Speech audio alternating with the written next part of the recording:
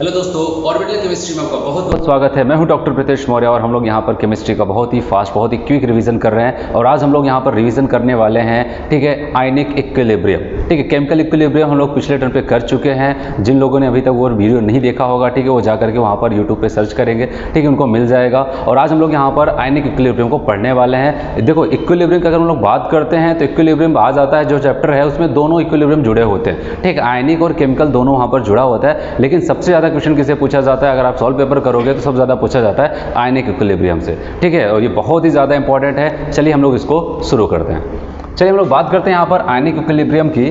तो आपको पता होना चाहिए, अभी एक इक्विलिब्रियम हम लोग पढ़ के आ रहे हैं, वो क्या था, केमिकल इक्विलिब्रियम। और केमिकल इक्विलिब्रियम हम लोग क्या करते थे, ऐसे कुछ लिखते थे A+B, और यहाँ पर क्या हो जाता था, ये रिएक्शन करके C+D का फॉर्मेशन करते थे। साइन ऑफ रिवर्सिबिलिटी आपको मिलता था। मैंने आपको बताया था A और B जिस आपस में क्या करते थे, रिएक्शन करते थे, C और D का फॉर्मेशन करते थे। और C और D जैसे बन जाते थे थोड़ा बहुत, वो भी क्या करते थे, आपस में रिएक्शन करके पीछे आते थे, A और B का फॉर्मेशन करते थे। तो केमिकल इक्विलिब्रियम में क्या हो जाता था, वहां पर कोई केमिकल रिएक्शन चलती थी। ठीक है, उस केमिकल रिएक्शन में क्या हो जाता था, फॉरवर्ड का रेट और बैकवर्ड का रेट सेम हो जाता था। ठीक है, उस अवस्था को हम लोग वहां पर केमिकल इक्विलिब्रियम के नाम से जानते थे। अब सवाल आता है, इक्विलिब्रियम तो ये भी है, लेकिन ये कैसा है, बताइए। ये आयोनिक इक्विलिब्रियम है। अब यहाँ पर एग्जाम्पल हम लोग कुछ ऐसे लेने वाले, बताइए कोई ऐसा एक सब्सटेंस होगा, कोई केमिकल रिएक्शन नहीं होने वाली, यहाँ पर ध्यान रखना। यहाँ पर कोई एक सब्सटेंस होगा, जैसे कि यहाँ पर मैंने लिया AB, और ये क्या करेगा, मान लिया ये डिसोशिएट होता है किसी सॉल्वेंट में, जैसे कि वाटर वगैरह, और वाटर में जाने के बाद क्या करता है, A+ और B-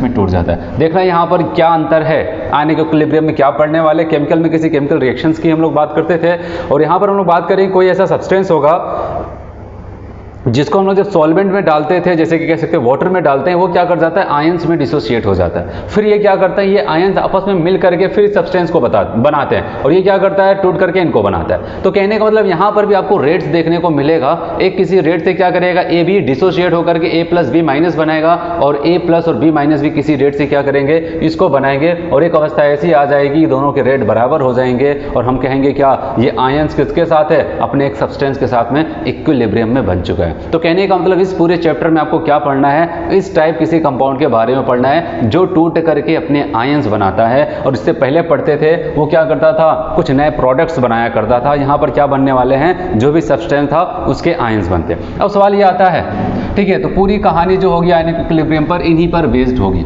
कोई सब्सटेंस होगा, वो अपने आयंस बनाएगा, ठीक है, वो आयंस क्या करेगा, इस सब्सटेंस को बनाएगा। अब सवाल आता है, ये सब्सटेंस कौन होगा, जो मैं कह रहा हूँ कोई होगा, ये कौन होगा, बताया गया। इस सब्सटेंस को हम लोग एक नाम देते हैं, और उस नाम को क्या कहा जाता है, इलेक्ट्रोलाइट।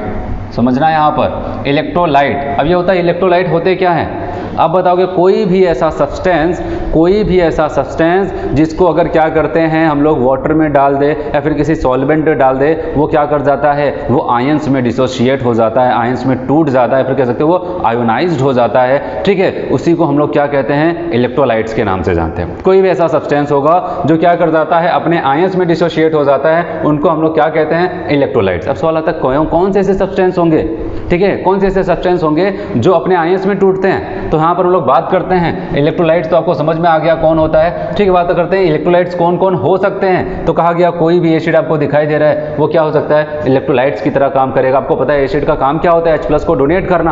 अगर H+ को निकाला तो बचा हुआ पार्ट क्या हो जाएगा, माइनस वाला पार्ट होगा। तो यहाँ पर भी प्लस माइनस आ गया। फिर बात करते हैं, वो कोई बेस भी हो सकता है, बेस भी एज इलेक्ट्रोलाइट की तरह काम करेगा। और बेस क्या हो सकता है, तो याद रखना है यहाँ पर, जैसे कि हम लोग जानते हैं अकॉर्डिंग टू आर्हेनियस और आर्हेनियस की बात करते हैं, अगर कोई भी बेस लेकर के चलते हैं, वो क्या कर जाता था, OH- आयन देता है। तो मतलब एक आयन माइनस का दे रहा है तो दूसरा कौन सा देगा, प्लस का देगा। तो वही सारी चीजें हो रही, ये सब टूटते हैं तो अपने आयंस में टूटते हैं। साल्ट की बात करते हैं, कोई भी साल्ट है, कैसे बनता है, एसिड और बेस की रिएक्शन कराया तो साल्ट बन जाता है। फिर उसी साल्ट को वाटर में डाल देते हैं तो क्या कर जाता है, वो टूट जाता है। ठीक है, अपने आयंस में टूट जाएगा। ठीक है, इलेक्ट्रोलाइट्स देगा। तो ये सारी चीज़ें हम लोग यहाँ पर बात करने वाले हैं। तो कहा गया कि पूरे अगर हम लोग आयनिक इक्विलिब्रियम की बात करते हैं, यहाँ पर फॉर्मूला आपको बहुत ज़्यादा मिलेगा, या फिर कह सकते हैं केसेस बहुत ज़्यादा मिलते हैं। उसका रीज़न यही है कि यहाँ पर क्या हो जाता है, आप एसिड के लिए पढ़ रहे हो वही चीज़, फिर बेस के लिए पढ़ रहे हो, फिर बाद में हो सकता है आप उसको क्या पढ़ते हैं, साल्ट के लिए पढ़ रहे हैं। तो काम तो वही होगा, लेकिन हम क्या करते हैं, जब हमको पता है इलेक्ट्रोलाइट्स डिफरेंट टाइप्स के हो सकते हैं, एसिड बेस साल्ट हो सकता है, तो डिफरेंट टाइप के होते हैं, तो उनके लिए डिफरेंट टाइप के हो सकते हैं, फॉर्मूले भी हो। ठीक है, तो ये सारी चीजें, इसलिए थोड़ा सा यहाँ पर वेरिएशन ज्यादा है। तो बात करते हैं यहाँ पर इलेक्ट्रोलाइट्स, आपको समझ में आया। अब सवाल ये आता है, ये टूटता है ठीक है। ए और बी को मैंने बताया ये टूटेगा ए प्लस बी माइनस में, लेकिन कितना टूटा, कितनी मात्रा में टूटा, क्या वो 100% टूटा है या फिर 20% टूटा है, 10% टूटा, कितना टूटा है, ठीक है, इसको कौन बताने वाला है? कौन सी क्वांटिटीज आपको बताएगी कि भैया यहाँ पर ये इतने ही टूटे हुए हैं, तो उसको बताया कि हम लोग बात करते हैं डिग्री ऑफ आयोनाइजेशन या फिर डिसोसिएशन, ठीक है, डिग्री ऑफ आयोनाइजेशन या फिर डिसोसिएशन, जिसको हम लोग क्या कहते हैं यहाँ पर अल्फा के नाम से जानते हैं। समझ में आया सबको? अब अल्फा होगा क्या, कैसे निकाला जाता है अल्फा को, तो यहाँ पर ध्यान देना, अल्फा की अगर बात करते हैं तो अल्फा बराबर हो जाता है moles dissociated at any time, कुछ समय में, ठीक है, आपको पता चलना चाहिए वहाँ पर कितने मोल्स डिसोशिएट हुए हैं अपॉन इनिशियल मोल, तो डिसोसिएशन के बाद कितने मोल है और अपॉन इनिशियल मोल, ठीक है, इन दोनों को आपस में डिवाइड कर देंगे तो आप बताओगे वहाँ पर क्या हो जाएगा, कितने टूटे हुए हैं, degree of ionisation, degree of dissociation, जो बताएगा कि कितनी मात्रा में वहाँ पर आपका सब्सटेंस, आपका इलेक्ट्रोलाइट डिसोसिएट हुआ है, तो कौन सी क्वांटिटी बताता है? अल्फा। फॉर्मूला क्या हो जाता है? Moles dissociated at any time upon initial मोल, ठीक है, ये हो गया। अब बात करते हैं, चलो ठीक है, अब कहानी तो यहीं से शुरू हो रही है, टूटा है तो कितना टूटा हुआ है, कौन बता रहा था? अल्फा। अब सवाल ये आता है अल्फा को कौन कौन से ऐसे फैक्टर हैं जो प्रभावित कर सकते हैं, ठीक है, तो यहाँ पर बहुत सारे फैक्टर्स है, एक एक करके हम लोग देखते हैं। सबसे पहले हम लोग बात करेंगे factor affecting the value of alpha. Alpha को कौन कौन से ऐसे फैक्टर हैं जो प्रभावित कर सकते हैं, अफेक्ट कर सकते हैं। तो पहली बात यहाँ पर देखो, कहा गया नेचर ऑफ सॉल्यूट। जैसे कि मैं आपको यहीं पर समझा दूँ, आपको पता है अगर कोई स्ट्रॉन्ग इलेक्ट्रोलाइट्स है, अल्फा की बात करते हैं, अगर बात करते हैं for strong electrolytes, for strong electrolytes, कोई स्ट्रॉन्ग इलेक्ट्रोलाइट्स का मतलब क्या? स्ट्रॉन्ग एसिड हो सकता है, स्ट्रॉन्ग बेस हो सकता है, या फिर स्ट्रॉन्ग एसिड स्ट्रॉन्ग बेस से बना हुआ कोई साल्ट हो सकता है, तो उनको हम लोग क्या कहेंगे? स्ट्रॉन्ग इलेक्ट्रोलाइट्स कहेंगे। और बताएंगे स्ट्रॉन्ग इलेक्ट्रोलाइट्स के केस में क्या हो जाता है? अल्फा लगभग किसके हो जाता है? अब बताओगे यहाँ पर 1 के बराबर हो जाता है। कहा जाता है जो स्ट्रॉन्ग इलेक्ट्रोलाइट्स होते हैं वो लगभग 100% डिसोशिएट हो जाते हैं। जब वाटर में डाला जाता है तो उनकी जितनी मात्रा लेके चलते हैं वो क्या कर जाते हैं? 100% डिसोशिएट हो जाते हैं। लेकिन अगर हम लोग बात करते हैं यहाँ पर, अगर कोई हम लोग क्या करते हैं for weak electrolytes, for weak electrolytes, तो वीक इलेक्ट्रोलाइट्स का मतलब यही होता है वहाँ पर अल्फा की वैल्यू लेस देन 1 है, वहाँ पर 1 से काफ़ी ज़्यादा छोटा होगा। क्यों? क्योंकि बताया जाता है जो वीक इलेक्ट्रोलाइट्स होते हैं वो 100% नहीं टूटते हैं, वो 20%, 10%, 15%, बहुत ही कम मात्रा में वो डिसोशिएट होते हैं इस तरह, ठीक है। लेकिन जो स्ट्रॉन्ग होता है वो जितना लेके चलते हैं वो लगभग क्या हो जाता है? 100% डिसोशिएट हो जाता है। और आपको पता है जब अल्फा क्या हो जाएगा? 100% डिसोशिएट हो जाएगा, तो आपको पता है वहाँ पर वैल्यू क्या हो जाएगी? 1 आ जाएगी। जाहिर सी बात, अब यहाँ पर रखो, इनिशियल में जितना था टूटने के बाद उतने मोल्स यहाँ पर बन जाते हैं, तो आपको पता है दोनों की मात्रा सेम हो जाएगी। यहाँ पर आप बताओगे अल्फा की वैल्यू 1 आ जाती है। चलिए यहाँ पर बात करते हैं कौन कौन से ऐसे फैक्टर हैं जो अल्फा को अफेक्ट करते हैं। सबसे पहले यहाँ पर बताइए nature of solute. Nature of solute का मतलब यही हुआ कि आप जिसको, सोल्यूट का मतलब वो इलेक्ट्रोलाइट्स की बात हो रही है, और यहाँ पर हमको ये ध्यान देना है वो आपका इलेक्ट्रोलाइट्स वीक तो नहीं है या फिर आपका इलेक्ट्रोलाइट्स वो स्ट्रॉन्ग तो नहीं है। अगर वीक होगा तो मैंने आपको बताया वहाँ पर अल्फा की वैल्यू आपको कम मिलेगी। क्यों? क्योंकि वहाँ पर पुअर डिसोसिएशन होता है। क्या होता है? डिसोसिएशन बहुत ही पुअर होता है, बहुत ही कम टूटते हैं। जब कम टूटेगा तो अल्फा की वैल्यू भी क्या हो जाएगी? कमी मिलेगी, है कि नहीं? आप लेके चले थे बहुत ज़्यादा, लेकिन वहाँ पर टूटना क्या होता है? बहुत ही कम टूटता है। जब कम टूटेगा तो जाहिर सी बात इस फॉर्मूले में रखो वैल्यू, टूटने के बाद वैल्यू अगर समझ लिया 20% टूटता है, तो आपको पता है यहाँ पर क्या हो जाता है? लेके चले थे 100 और टूटने के बाद टूटा कितना? केवल 20, तो आप क्या बताओगे वहाँ पर वैल्यू आपकी कितनी आ जाएगी? 0.2 के आसपास आ जाएगी। तो कहने का मतलब ये होता है जब वहाँ पर वो 100% नहीं टूटेगा तो आपको अल्फा की वैल्यू कम मिलने वाली है। लेकिन अगर कोई स्ट्रॉन्ग इलेक्ट्रोलाइट्स लेके चलते हैं तो वहाँ पर क्या हो जाता है? बताओगे जैसे ही वाटर में डालेंगे तुरंत टूट जाएगा, ठीक है। वहाँ पर स्ट्रॉन्ग है, स्ट्रॉन्ग का नाम ही ये होता है। अब बताओगे ऑलमोस्ट कंप्लीट डिसोसिएशन, और कंप्लीट डिसोसिएशन होगा तो अल्फा की वैल्यू आपको वहाँ पर ज़्यादा मिलती है, मतलब कह सकते हैं मैक्सिमम मिलने वाली है, ठीक है। तो कहने का मतलब नेचर के भी ऊपर डिपेंड करता है आपकी अल्फा की वैल्यू, आपका कैसा नेचर है, कौन सा इलेक्ट्रोलाइट्स लेकर के चल रहे हो। फिर बात करते हैं क्या कहाँ पर आप उसको घोल रहे हैं, ये भी मायने रखता है। मतलब सॉल्वेंट कहा गया, हाँ ये भी बहुत ज़्यादा डिपेंड करता है सॉल्वेंट आपका कैसा है। जैसे कि बात करते हैं, हमने लिया यहाँ पर एक सोल्यूट लिया जिसका नाम है NaCl और इसको वाटर में डाल दिया, और वाटर में जैसे ही डालते हैं पता चला क्या हो जाता है? 100% क्या हो जाता है? ऑलमोस्ट कंप्लीट डिसोसिएशन हो जाता है, ठीक है। जितना लेकर के चले थे पूरा का पूरा वहाँ पर टूट जाता है। लेकिन आपने कहा ठीक है NaCl, इसका मतलब लगा यहाँ पर क्या? यहाँ पर तो एक स्ट्रॉन्ग इलेक्ट्रोलाइट्स की तरह काम कर रहा है, बहुत जल्दी से टूट गया। फिर बताया चलो ठीक है, इसी NaCl को आप क्या काम करो? बेंजीन के अंदर डाल दो। डाल दिया गया बेंजीन के अंदर, काफ़ी देर तक इंतजार किया गया, लेकिन वो थोड़ा बहुत भी नहीं टूटा। ठीक है, बताया गया ऑलमोस्ट अनडिसोसिएशन ऑफ NaCl, बताया गया इसी NaCl को वाटर में डाला 100% डिसोसिएशन हो जाता है, और इसी NaCl को क्या किया, बेंजीन में डाल देते हैं, एक सॉल्वेंट दूसरा यूज़ किया जिसका नाम बेंजीन है, वहाँ पर टूटता ही नहीं है। मतलब कि सॉल्वेंट बदल दिया, सॉल्वेंट क्या था, बदल दिया, तो यहाँ पर क्या हो जाता था, अल्फा की वैल्यू बदल जाती है। ज़्यादा टूटेगा तो अल्फा ज़्यादा मिलेगा, कम टूटेगा अल्फा कम मिलता है। बेसिक सा यहाँ पर कॉन्सेप्ट हुआ। और वैसे भी आपको पता है ऐसा क्यों हुआ, क्योंकि एक सॉल्बिलिटी का कॉन्सेप्ट चलता है, आपको पता होगा, लाइक डिजॉल्व लाइक होता है। NaCl एक पोलर होता है, कंपाउंड होता है, यहाँ पर वाटर में डालना तो वाटर भी क्या हो जाता है, पोलर, तो पोलर में क्या हो जाएगा, डिजॉल्व होगा, डिसोशिएट होगा। लेकिन यहाँ पर NaCl आपका पोलर है, लेकिन बेंजीन क्या होता है, नॉन पोलर सॉल्वेंट होता है, इसलिए इसमें जाकर के वो टूटता नहीं है। समझ में आया सबको? चलिए यहाँ पर लोग कुछ फैक्टर और देखते हैं, कौन कौन से ऐसे फैक्टर हैं। तो यहाँ पर लोग कुछ फैक्टर और देखते हैं जो अल्फा को या फिर डिग्री ऑफ डिसोसिएशन आयोनाइजेशन को अफेक्ट कर सकते हैं। तो सबसे पहले हम लोग बात करते हैं वहाँ पर तीसरा जो नंबर यहाँ पर आने वाला है, टेम्परेचर।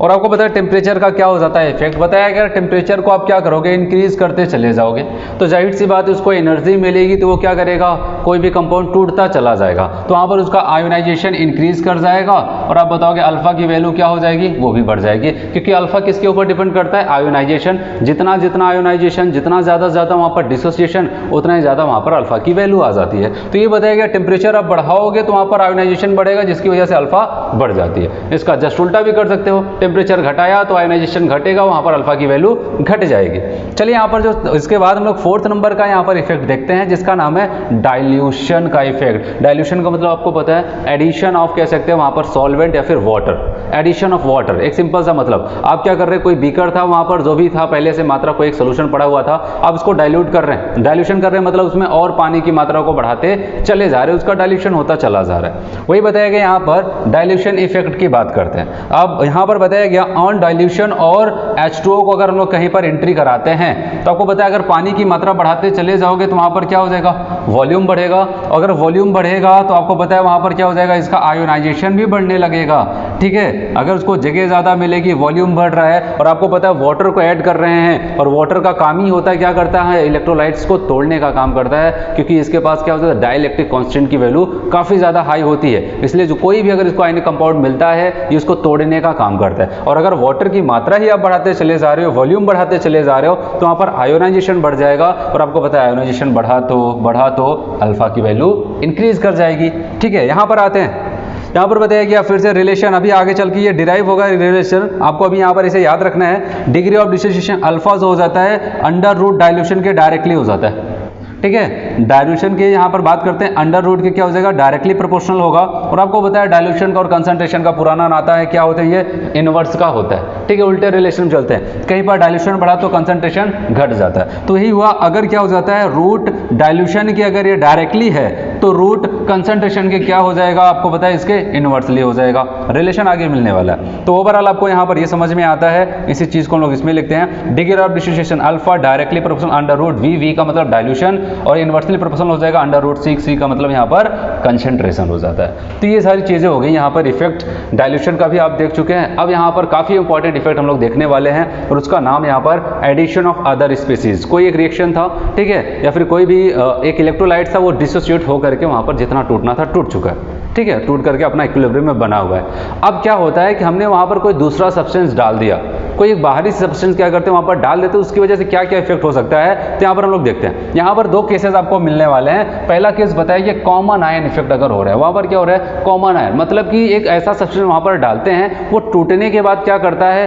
कोई एक ऐसा आयन पैदा करता है जो क्या कर जाता है, जो आयन उस सोल्यूशन में पहले से था, जो पहले इलेक्ट्रोलाइट वहाँ पर यूज किए थे, ठीक है, उसी की तरह मैच कर जाता है, जिसको हम क्या कहते हैं, कॉमन आयन इफेक्ट। जैसे मैं आपको एग्जांपल से समझाओ, हमने एसिटिक एसिड का एक्वस सोल्यूशन लिया, आपको पता है एसिटिक एसिड टूट गया होगा किसमें, CH3CO माइनस अपने एसीटेट आयन, और यहाँ पर H+ आयन में टूटा होगा। ठीक है, ऐसे सोल्यूशन हुआ होगा, ये मस्त में थे अपना, जितना भी टूटे थोड़ा बहुत, ठीक है, इक्विलिब्रियम वहाँ पर बना लिया। फिर यहाँ पर क्या किया गया कि हमने क्या किया, यहाँ पर एक इलेक्ट्रोलाइट्स यूज किया दूसरा, जिसका नाम है CH3CONA, सोडियम एसीटेट। अब यहाँ पर आपको पता है ये जो आपका होता है CH3COH एक वीक इलेक्ट्रोलाइट्स होता है। वैसे भी आपको पता होना चाहिए ऑर्गेनिक एसिड जितने भी होते हैं वो सब के सब क्या होते हैं, वीक होता है। लेकिन ये क्या हो जाता है कि स्ट्रॉन्ग इलेक्ट्रोलाइट्स होता है। ये एक स्ट्रॉन्ग इलेक्ट्रोलाइट्स होता है, ये ध्यान रखना आप। अगर कोई भी साल्ट है, यहाँ पर क्या हुआ, CH3CO कहाँ से आया है, एसिड से आया है, Na कहाँ से आया, बेस से आया।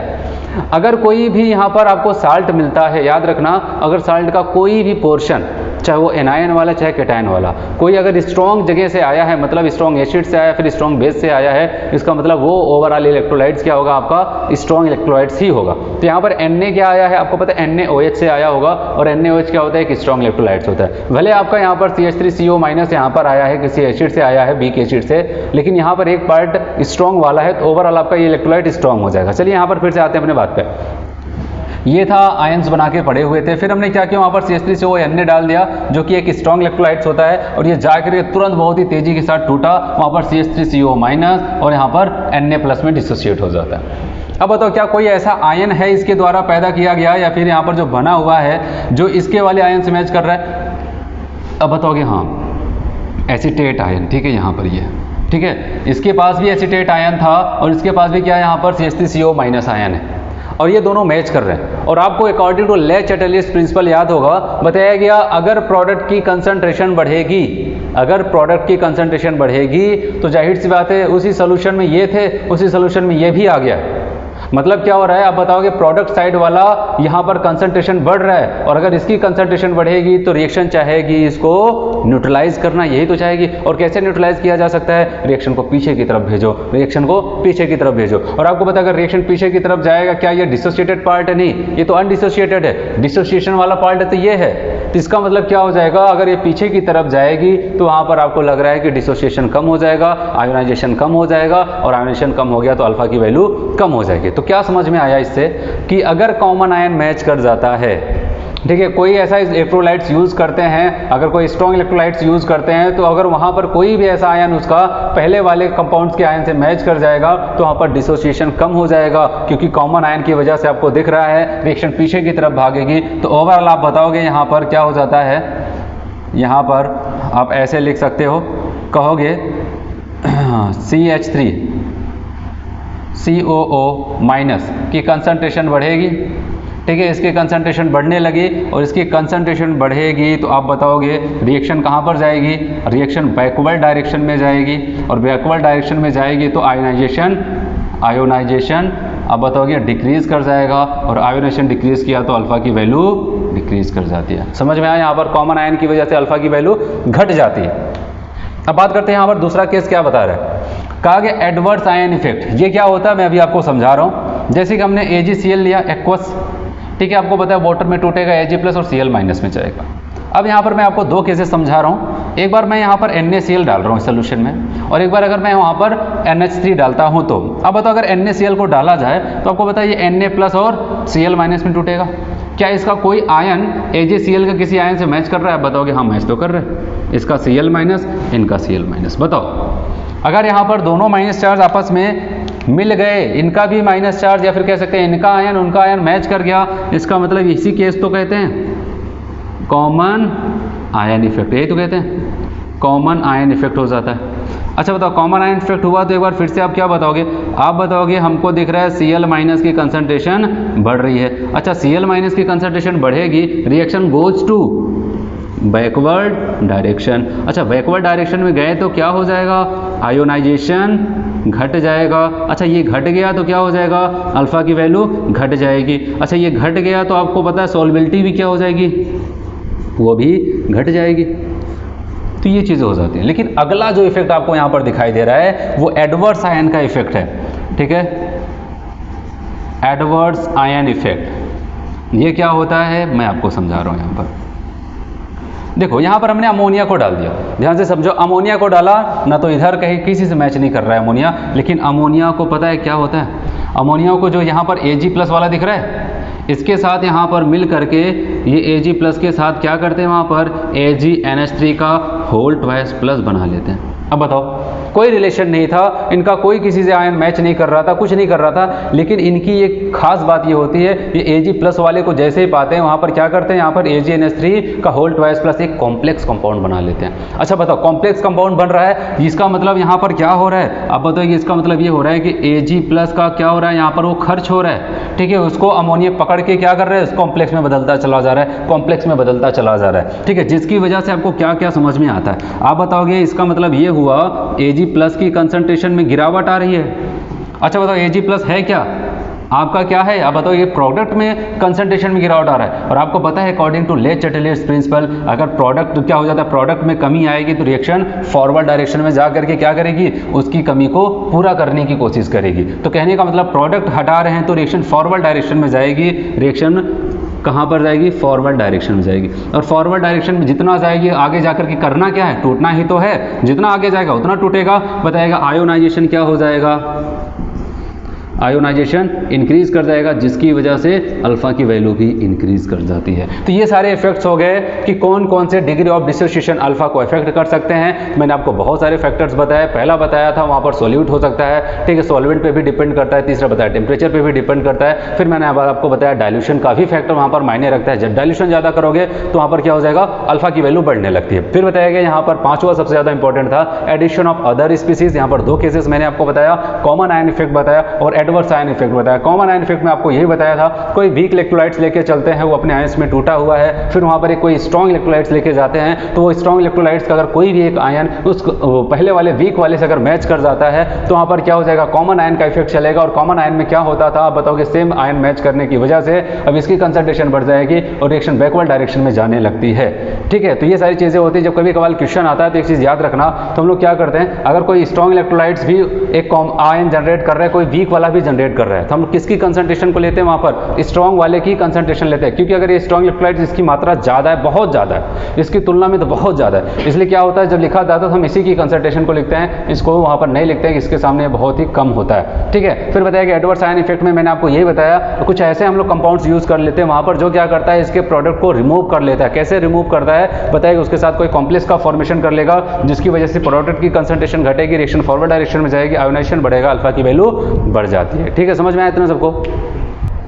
चलिए यहाँ पर हम लोग बात करने वाले हैं ओस्टवाल्ड डाइल्यूशन लॉ के बारे में, ठीक है। बहुत ही इंपॉर्टेंट है यहाँ पर, ठीक है, ओस्टवाल्ड डाइल्यूशन लॉ। सबसे पहले यहाँ पर कुछ थ्योरेटिकल पॉइंट की हम लोग बात करते हैं। ओस्टवाल्ड डाइल्यूशन लॉ की बात करते हैं तो बताया गया पहली बार ओस्टवाल्ड ने क्या किया, यहाँ पर किसी इलेक्ट्रोलाइट्स के ऊपर, वीक इलेक्ट्रोलाइट्स के ऊपर क्या किया, लॉ ऑफ मास एक्शन को अप्लाई किया, ठीक है, लॉ ऑफ मास एक्शन को अप्लाई किया, ठीक है। उसके बाद यहाँ पर बात करते हैं इनका कॉन्सेप्ट क्या चल रहा था। इन्होंने ये बताया अगर कोई वीक इलेक्ट्रोलाइट्स है, वीक इलेक्ट्रोलाइट्स क्यों है, क्योंकि वो टूटता बहुत कम है, ठीक है, बहुत ही कम टूटता है। इनका ये कहना था अगर कोई भी वीक इलेक्ट्रोलाइट लेकर के चलते हैं और वहाँ पर उसका हम लोग डाइल्यूशन करते चले जाएंगे, डाइल्यूशन करते चले जाते हैं, तो वहाँ पर क्या हो जाता है, उसका डिग्री ऑफ डिसोसिएशन भी इंक्रीज करता चला जाता है। समझ में आया इनका ये कॉन्सेप्ट। अगर कोई वीक इलेक्ट्रोलाइट्स है, अगर वहाँ पर लोग डाइल्यूशन को बढ़ाते चले जाए, वीक इलेक्ट्रोलाइट्स है मतलब वो बहुत कम टूट रहा है, लेकिन अगर डाइल्यूशन को बढ़ाते चले जाते हैं तो इसका डिग्री ऑफ डिसोसिएशन भी बढ़ता चला जाता है। ये है इनका कॉन्सेप्ट ओस्टवाल्ड डाइल्यूशन लॉ। किसके लिए एप्लीकेबल होता है, केवल और केवल वीक इलेक्ट्रोलाइट्स के लिए एप्लीकेबल होता है। चलिए यहाँ पर देखते हैं। जैसे कि मैंने यहाँ पर एक वीक इलेक्ट्रोलाइट सेलेक्ट किया है जिसका नाम है एवी। मैं आपको यहाँ पर दो मेथड से इनकी बात को समझाऊंगा,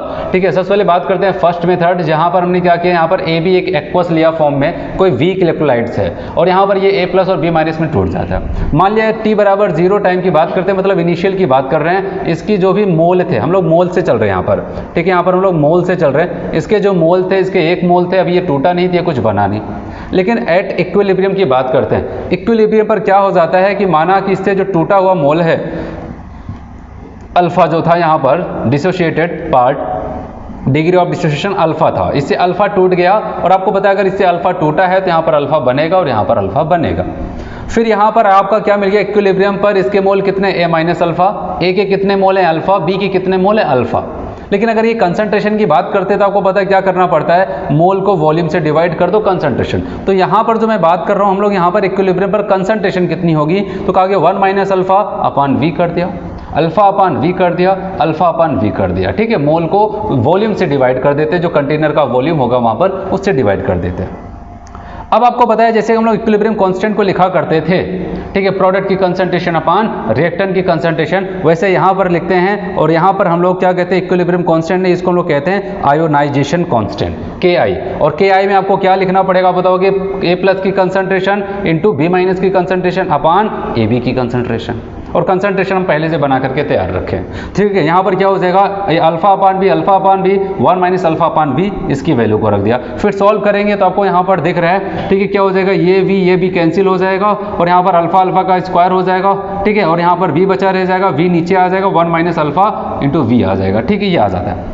लेकिन एक बात यहाँ पर हमको पता है, अगर हम इसी को कंसंट्रेशन, ये क्या है, डाइल्यूशन के टर्म में है, v के टर्म में यहाँ पर आपको दिखाई दे रहा है। फिर हम लोग अगर बात करते हैं, यहाँ पर ध्यान से समझना, अगर हम लोग क्या करते हैं, हमको पता है कंसंट्रेशन का और डाइल्यूशन के साथ उल्टा रिलेशन चलता है। अगर कंसंट्रेशन के टर्म में लिखना चाहते हैं तो v की जहाँ पर 1/c लिख देंगे और c कहाँ पर चला जाएगा, ऊपर, और फॉर्मूला आपका बन के तैयार हो जाएगा C∝² 1 - अल्फा, ठीक है। ये फॉर्मूला है यहाँ पर, ठीक है, आयोनाइजेशन कांस्टेंट का अल्फा के साथ रिलेशन, यहाँ पर सी, यहाँ पर क्या है, कंसंट्रेशन है। फिर बात करते हैं, अगर हमको वीक इलेक्ट्रोलाइट्स की बात करते हैं और बहुत ही वीक है, बहुत ही वीक का मतलब क्या हो जाएगा, अल्फा की वैल्यू लेस देन 1, एक की तुलना में बहुत छोटा है। तो आपको पता है, अगर ऐसा कभी भी आता है, कोई वैल्यू एक की तुलना में बहुत कम है, तो उसमें चाहे कोई एक छोटी, एक में चाहे वो छोटी वैल्यू को आप जोड़ो या फिर घटाओ, उसकी वैल्यू कितनी आएगी, 1 ही आने वाले। तो 1 माइनस अल्फा या फिर 1 प्लस अल्फा करेंगे तो उसकी वैल्यू कितनी आ जाएगी, 1 आ जाएगी। चलिए यहाँ पर इस फॉर्मूले में इस वैल्यू को अगर रखते हैं, 1 माइनस अल्फा है तो यहाँ पर क्या हो जाएगा, 1 आ जाएगा। तो ओवरऑल Ki बराबर आपका क्या हो जाएगा, C∝² आ जाता है। क्या आ जाता है यहाँ पर, C∝² आ जाता है।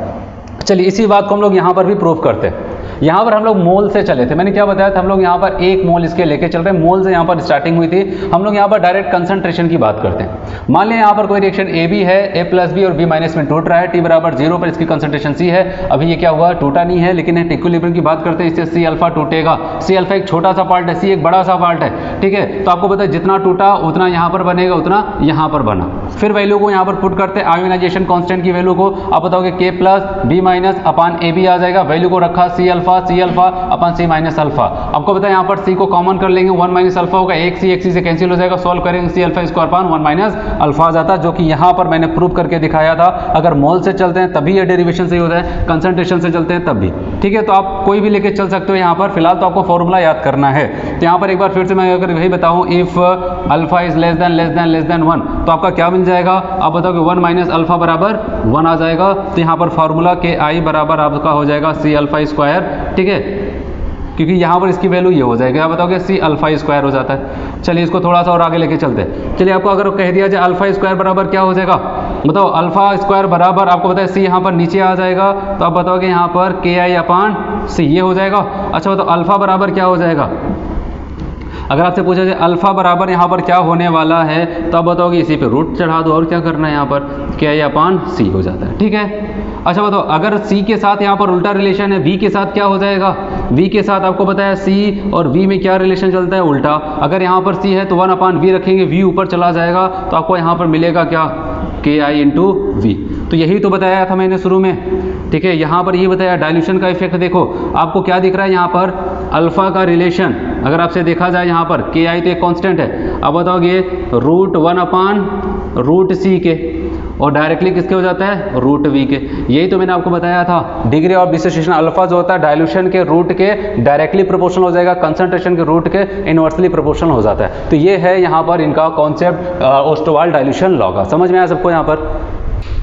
चलिए यहाँ पर हम लोग बात करने वाले हैं, अगर वीक एसिड आपको मिलता है, वीक बेस मिलता है, जो मैंने आपको बताया था Ki जिसको कहते थे आयोनाइजेशन कांस्टेंट, ठीक है, जिसको कहते थे आयोनाइजेशन कांस्टेंट। अगर कोई वीक एसिड लेके चलते हैं तो उसी Ki को हम लोग यहाँ पर कहते हैं एसिड डिसोसिएशन कांस्टेंट। अगर वहाँ पर कोई वीक बेस लेके चलते हैं तो उसको हम लोग क्या कहने वाले, वहाँ पर Ki को हम लोग वहाँ पर टर्म यूज कर लेते हैं क्या, बेस डिसोसिएशन कांस्टेंट, जिसको हम लोग Kb से कहते हैं, एसिड डिसोसिएशन कांस्टेंट जिसको हम लोग Ka से कहते हैं। चलिए यहाँ पर हम लोग बात करते हैं, बताइए कि अगर न्यूमेरिकल पर्पस की हम लोग बात करते हैं, फॉर अ वीक एसिड लेके चलते हैं, मान लिया Ha नाम का कोई वीक एसिड था, H+ और A- में टूटता है। जब इसकी कंसंट्रेशन C थी इनिशियल पे, अभी टूटा नहीं है, लेकिन अगर एट इक्विलिब्रियम की बात करते हैं, इससे क्या हो जाता था, आप बताओगे C∝ टूटा, तो जितना टूटा उतना यहाँ पर C∝ बन जाता है। तो अगर आपसे पूछ लिया जाए H+ कंसंट्रेशन, आप बता सकते हो, आप बताओगे हाँ H+ कंसंट्रेशन कितनी है, ये C∝ क्या है, इक्विलिब्रियम पे H+ की कंसंट्रेशन है, C∝ आपने बताया H+ कंसंट्रेशन बराबर C∝, इसको 1 मान लिया।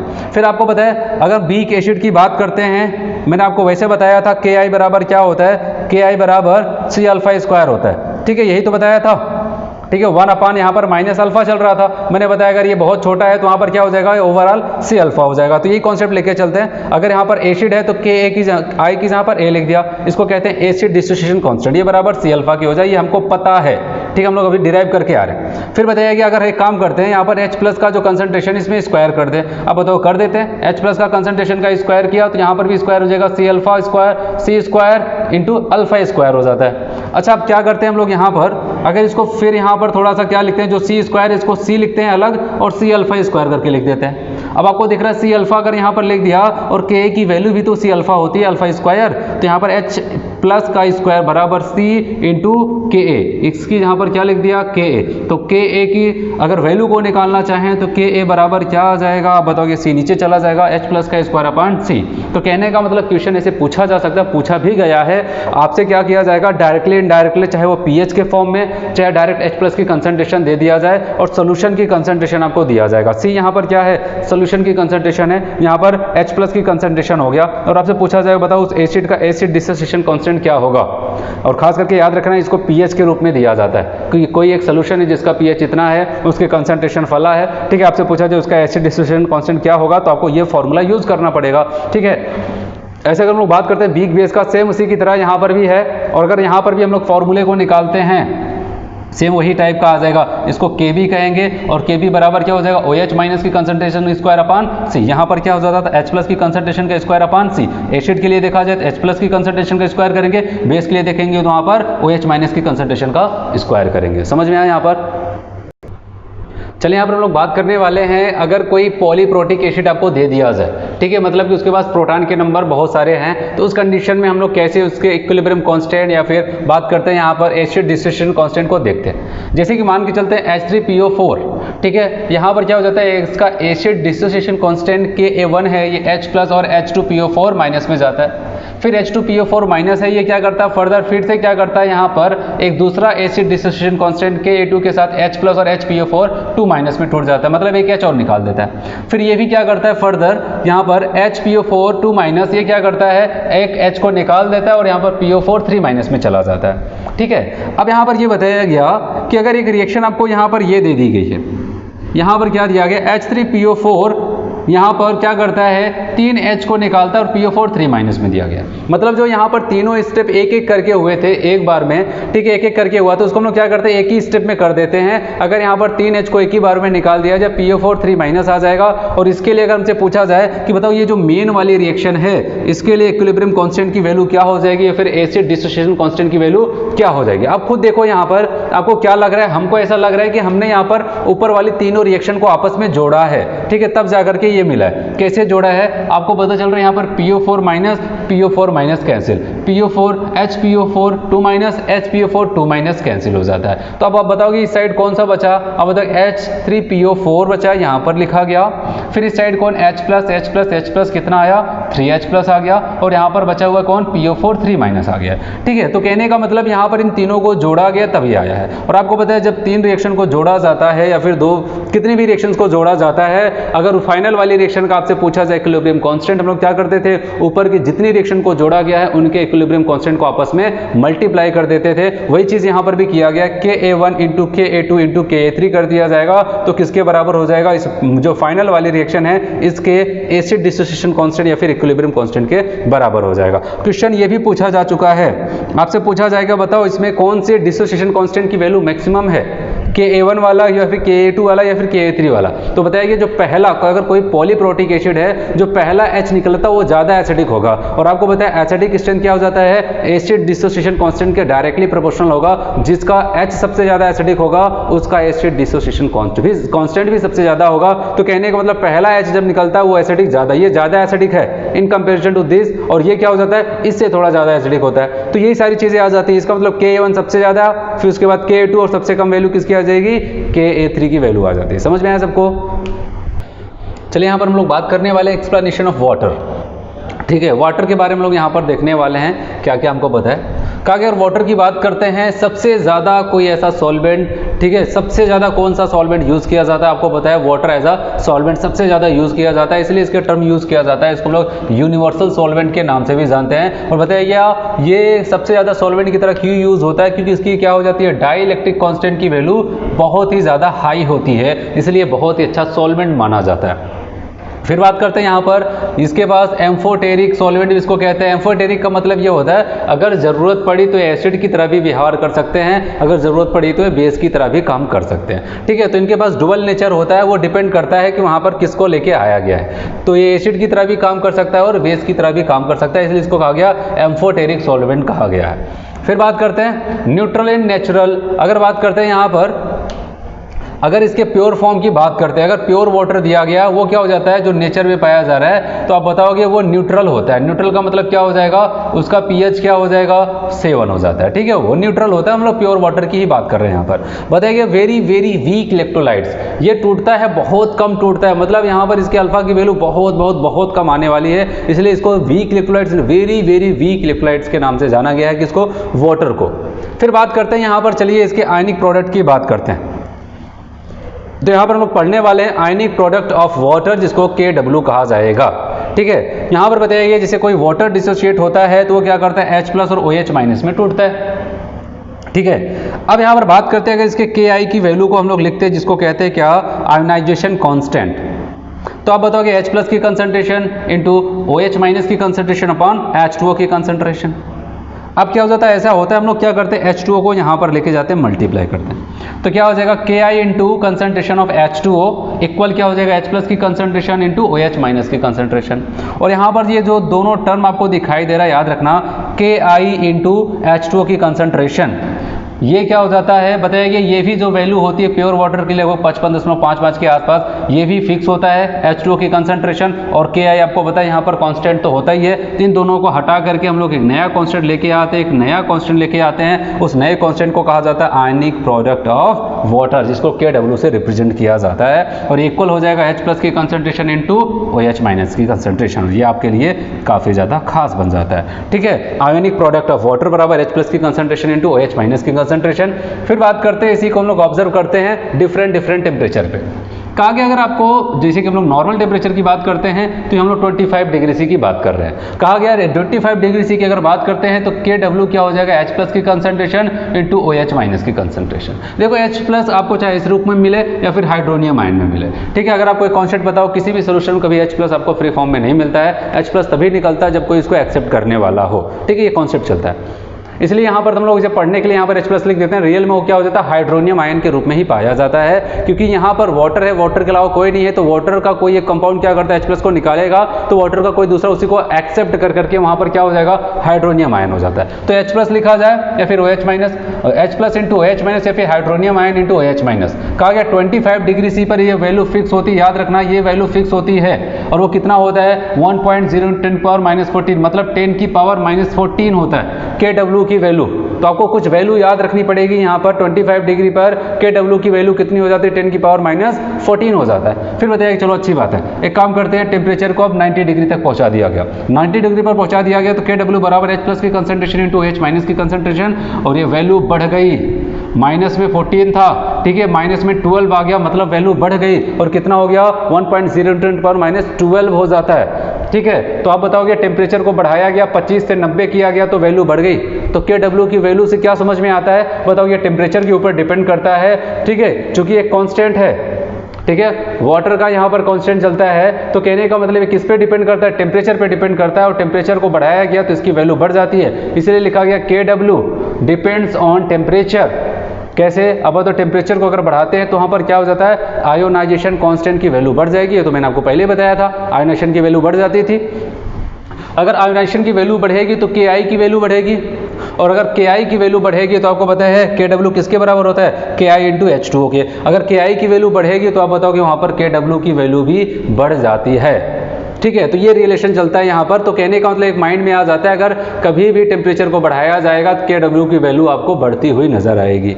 फिर बात करते हैं यहाँ पर फॉर प्योर वाटर, अगर प्योर वाटर की बात करते हैं 25 डिग्री सी की बात करते हैं, तो यहाँ पर ये बताया कि H प्लस कंसंट्रेशन वो बराबर हो जाएगा किसके, OH माइनस कंसंट्रेशन। अगर प्योर वाटर की बात करते हैं तो उसकी यही खास बात चलती है, H प्लस की कंसंट्रेशन OH माइनस की कंसंट्रेशन आपस में बराबर होती है और कितना हो जाएगा 1.0 × 10⁻⁷। ठीक है, तभी तो यहाँ पर क्या करते हैं 25 डिग्री सी पे, अगर यहाँ पर इसका 10⁻⁷ है, 10 की पावर इसका -7 है, तभी तो वहाँ पर 10⁻⁻14 आएगा।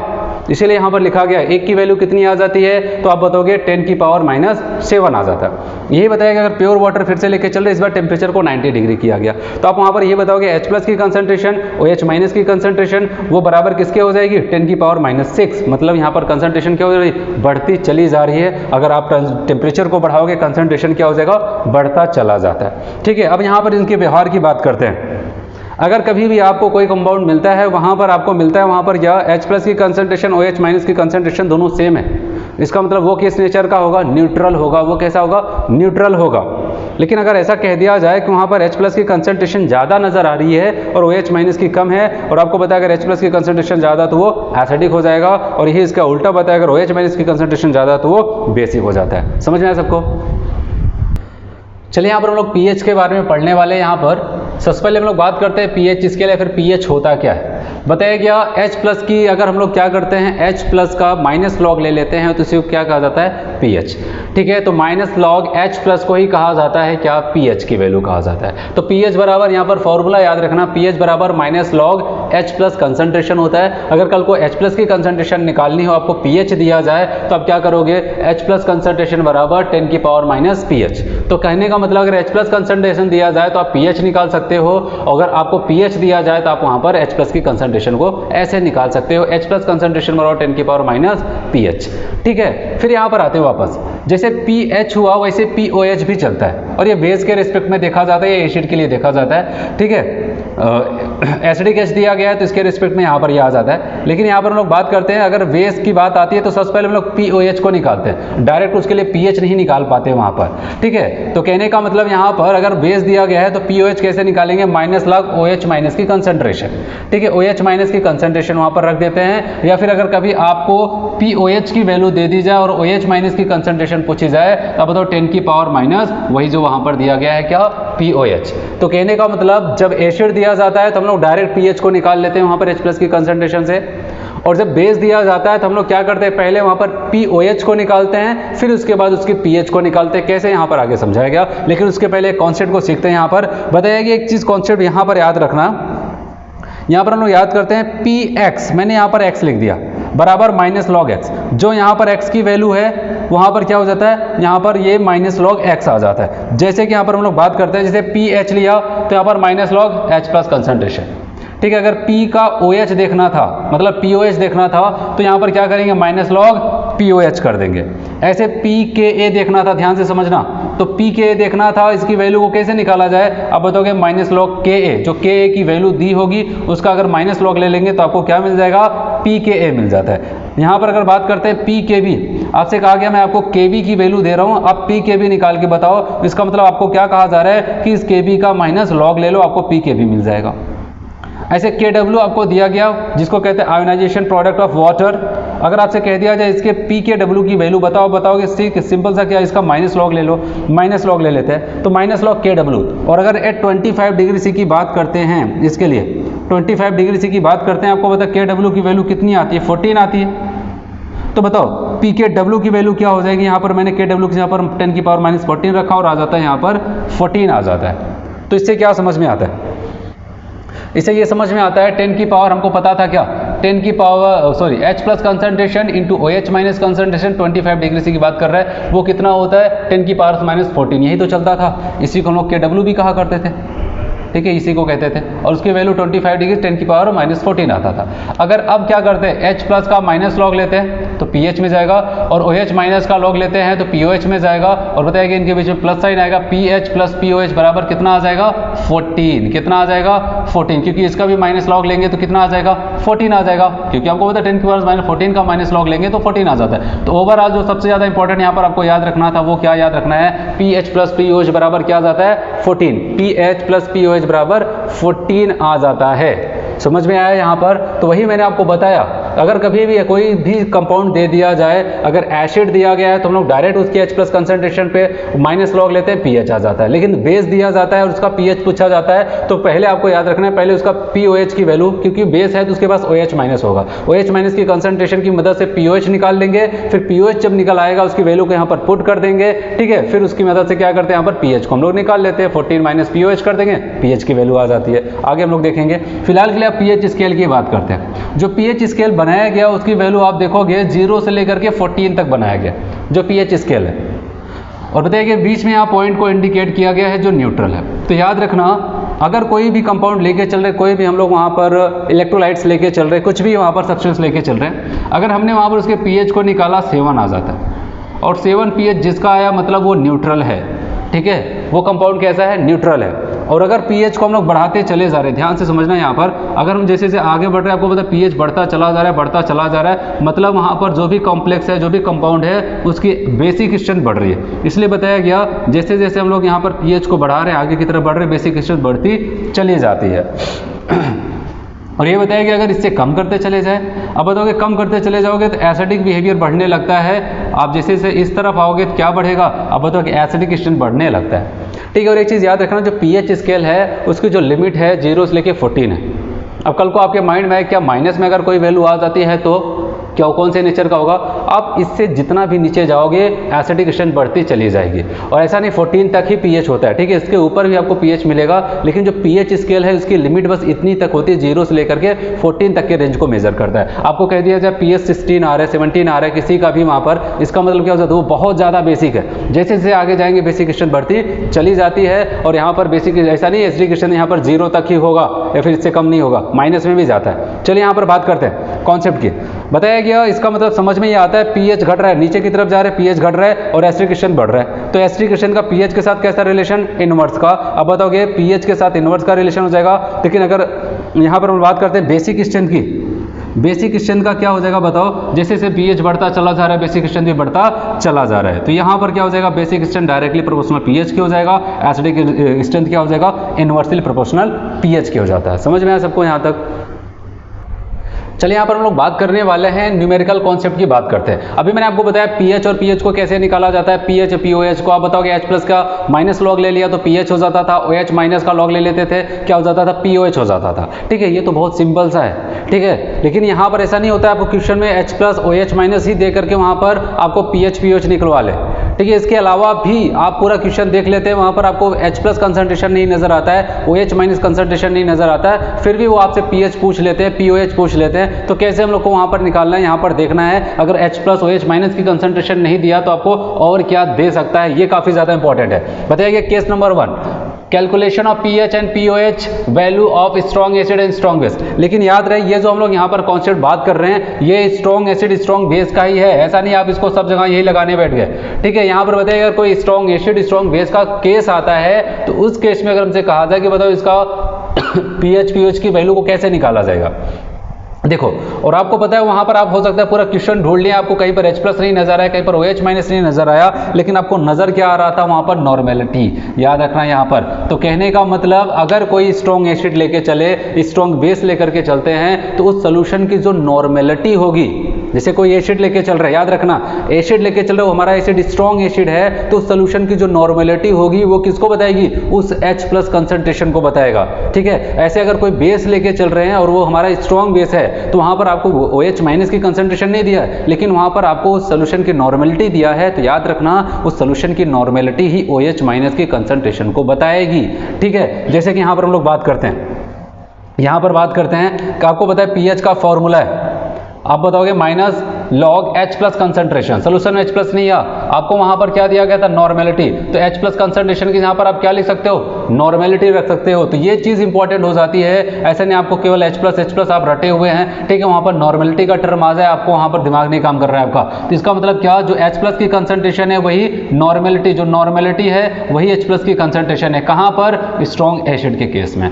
ऐसे कोई स्ट्रॉन्ग बेस है तो वहां पर POH की आपको फॉर्मूला क्या पता है, बताओगे माइनस लॉग OH- कंसंट्रेशन होता है, आपने कहा, ठीक है, पूरा क्वेश्चन पढ़ डाले, कहीं पर OH- आपको नहीं मिला, लेकिन हाँ आपको क्वेश्चन के शुरू में ही नॉर्मेलिटी दे दी गई थी, तो आपको क्या करना है, जो OH- की कंसंट्रेशन है स्ट्रॉन्ग बेस के केस में वही नॉर्मेलिटी ही है, ठीक है, जो नॉर्मेलिटी है वही OH माइनस कंसंट्रेशन है। समझ में आया सबको? चलिए अगर हम लोग बात करते हैं नॉर्मेलिटी, अब आप बात आ जाती है जहाँ पर नॉर्मेलिटी हो सकता है वो नॉर्मेलिटी को डायरेक्ट दे दे या फिर नॉर्मेलिटी आपसे निकलवाएं, फिर आप और नॉर्मेलिटी को निकालने के बाद तब इस फॉर्मूले पर पुट करो, क्योंकि नॉर्मेलिटी के कुछ फॉर्मूले आपको पता होने चाहिए। वैसे वॉल्यूमेट्रिक एनालिसिस में इसके बहुत सारे फॉर्मूलेस होते हैं जो कि आपको याद रखना है। चलिए relationship between N and M की बात करते हैं। हो सकता है क्वेश्चन में मैंने आपको बताया नॉर्मेलिटी रखना है और आपको क्वेश्चन मिला और उसमें मोलैरिटी दिया गया है, तो आपको पता है अगर मोलैरिटी में इक्विवेलेंट फैक्टर X से मल्टीप्लाई कर देते हैं तो वो भी क्या बन जाता है, नॉर्मेलिटी बन जाता है। और याद रहे मोलैरिटी नहीं, केवल नॉर्मेलिटी यहाँ पर रखना है। तो इसीलिए अगर मोलैरिटी दिया गया उसको भी चेक करना पड़ेगा, वहाँ पर X से मल्टीप्लाई करके नॉर्मेलिटी बना लो। फिर बताया गया और हमको पता है अगर X की वैल्यू 1 हो जाएगी तो उसी केस में नॉर्मेलिटी और मोलैरिटी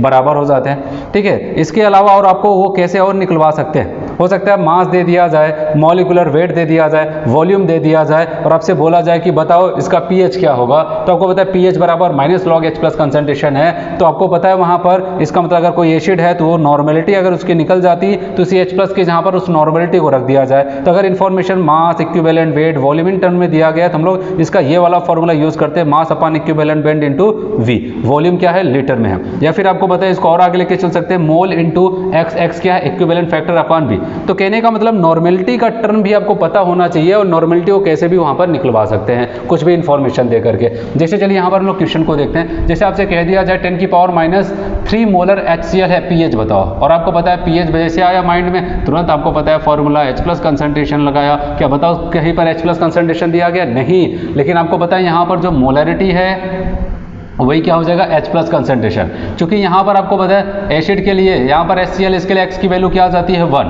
अगर 1 हो गया तो मतलब जो मोलैरिटी वही क्या है, नॉर्मेलिटी। क्योंकि आपको दूसरा फॉर्मूला पता था -log N, और N की यहाँ पर क्या रख सकते हैं आप, M भी रख सकते हो। तो यहाँ पर रख करके हमने सॉल्व किया, log 10⁻³ बताओ कितना आ जाएगा, 3 आ जाएगा।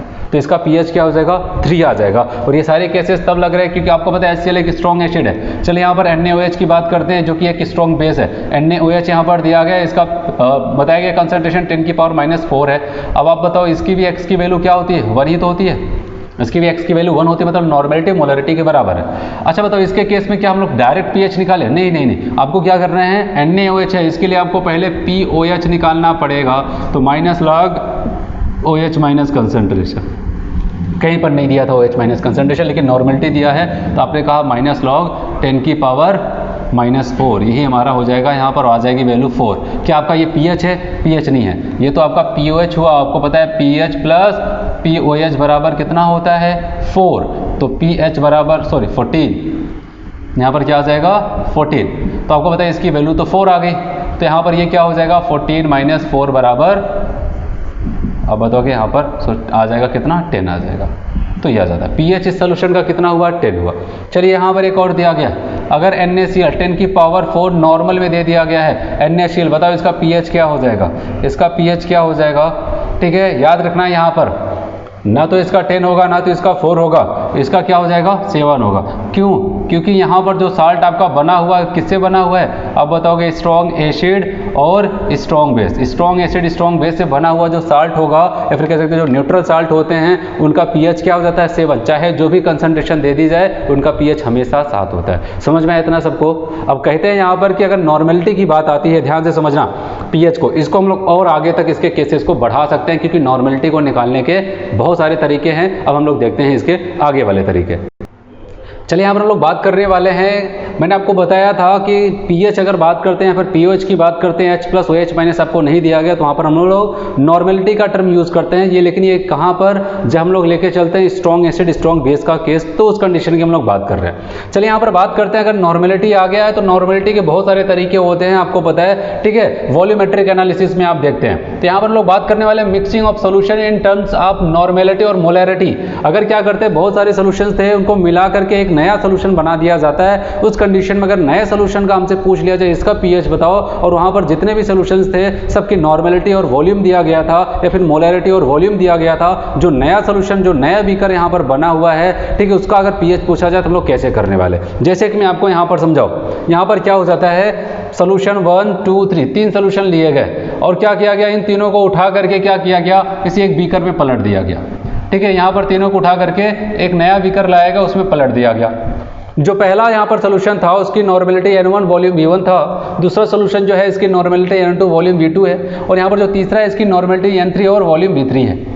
अब तीनों को उठा करके क्या किया गया, एक नए बीकर में पलट दिया गया और नए बीकर में आप पे बताया गया, पूछा गया कि बताओ इसका पीएच क्या हो जाएगा। नए बीकर का आपसे पीएच पूछा गया, तो और आप कैसे इसको करने वाले, इसका पीएच आपसे पूछा गया। बताओ जो नया बीकर यहाँ पर बना है, जो सोल्यूशन बन के तैयार हुआ है, फाइनल सोल्यूशन जो बना हुआ है हमारा, या फिर कहते हैं रिजल्टेंट, जिसको मैंने यहाँ पर बताया इसकी नॉर्मेलिटी आप कह सकते हैं NR रिजल्टेंट नॉर्मेलिटी, और इसका जो वॉल्यूम हो जाएगा वो क्या हो जाएगा VR रिजल्टेंट वॉल्यूम। और आपको बताया अगर ये V1 था, ये V2 था, ये V3 था, रिजल्टेंट वॉल्यूम की अगर हम लोग बात करते हैं VR, तो यहाँ पर क्या हो जाएगा, जितने वॉल्यूम वहाँ पर यूज़ हुए हैं उनका सम कर देना है, ये हो जाता है। यहाँ पर तो कोई नहीं दिक्कत है, लेकिन आपका ये रिजल्टेंट सोल्यूशन तैयार उसी का पीएच पूछा गया। तो सबसे पहले आपको क्या पता है, आपको पता है यहाँ पर N into V1, N1 V1 को हम लोग क्या कहते हैं, कहा जाता है, इसको कहा जाता है ग्राम इक्विवेलेंट। याद रखना, अगर इन सबको आपस में मिला दिया गया, मान लिया ये सबके सब सेम नेचर के हैं, क्या हैं, सबके सब सेम नेचर के हैं। सेम नेचर का मतलब मैंने कहा कि मान लिया ये भी एसिड है, ये भी एसिड है, ये भी एसिड है, तीन एसिड को मिला करके फाइनल सोल्यूशन बनाया गया। तो याद रखना, इस फाइनल सोल्यूशन की अगर ग्राम इक्विवेलेंट की बात है, पहले हम लोग ग्राम इक्विवेलेंट की बात करेंगे, तब वहाँ पर पीएच की बात करने वाले। तो ग्राम इक्विवेलेंट क्या हो जाता है, नॉर्मेलिटी इनटू वॉल्यूम क्या होता है, ग्राम इक्विवेलेंट। तो बताइए कि यहाँ पर सबका सम कर दिया जाएगा, आपको फाइनल सोल्यूशन का ग्राम इक्विवेलेंट मिल जाएगा। पहले सोल्यूशन का ग्राम इक्विवेलेंट प्लस दूसरे सोल्यूशन का ग्राम इक्विवेलेंट प्लस तीसरे सोल्यूशन का ग्राम इक्विवेलेंट अगर जोड़ दिया जाए तो फाइनल सोल्यूशन का ग्राम इक्विवेलेंट मिल जाएगा, रिजल्टेंट सोल्यूशन का ग्राम इक्विवेलेंट मिल जाएगा। वही बताया गया, अगर सबके सब एसिड हैं तो यहाँ पर रिजल्टेंट सोल्यूशन का ग्राम इक्विवेलेंट मतलब केवल N नहीं, N into R, NR into VR। तो ये क्या हो जाएगा, पहले का ग्राम इक्विवेलेंट मतलब N1 V1 पहले वाले एसिड का प्लस N2 V2 दूसरे एसिड का प्लस N3 V3 तीसरे एसिड का, सबके ग्राम इक्विवेलेंट को जोड़ दिया जाएगा, फाइनल का ग्राम इक्विवेलेंट मिल जाएगा। और आपको बताया यहाँ पर फिर इस V को क्या करना है, यहाँ पर इनके बीच में, इनके नीचे जाकर के डिवाइड कर देना है। आप बताओगे यहाँ पर NR की वैल्यू को आप आसानी से कैलकुलेट कर सकते हो। चलिए यहाँ पर बात करते हैं। आपने कहा मान लिया ये सबके सब अब एसिड नहीं रहे, यहाँ पर तीन सोल्यूशन लोग बना रहे हैं और वो तीनों सोल्यूशन क्या हैं, बेस हैं, ठीक है, बेस है, मतलब सेम नेचर के हो गए। सेम नेचर के हो गए तो आपको सिंपल सा करना है, रिजल्टेंट अगर आपको वहाँ पर ग्राम इक्विवेलेंट निकालना है तो क्या करना है, अगर जितने भी सेम नेचर के उनको आपस में जोड़ना पड़ेगा। तो पहले बेस का ग्राम इक्विवेलेंट प्लस दूसरे बेस का ग्राम इक्विवेलेंट प्लस तीसरे बेस का ग्राम इक्विवेलेंट, इन सबको जोड़ दिया तो फाइनल का रिजल्टेंट का ग्राम इक्विवेलेंट आपको मिल जाता है। और आप चाहो तो यहाँ से NR की वैल्यू को कैलकुलेट कर सकते हो। फिर अगला केस जो यहाँ पर मैंने आपको बताया, मान लेते हैं यहाँ पर कुछ भी हो सकता है, मैं ऐसा मान रहा हूँ ये पहले जो दो सोल्यूशन है ये एसिडिक है और ये तीसरा वाला बेसिक है, इन तीनों को मिला करके वहाँ पर फाइनल सोल्यूशन बनाया गया।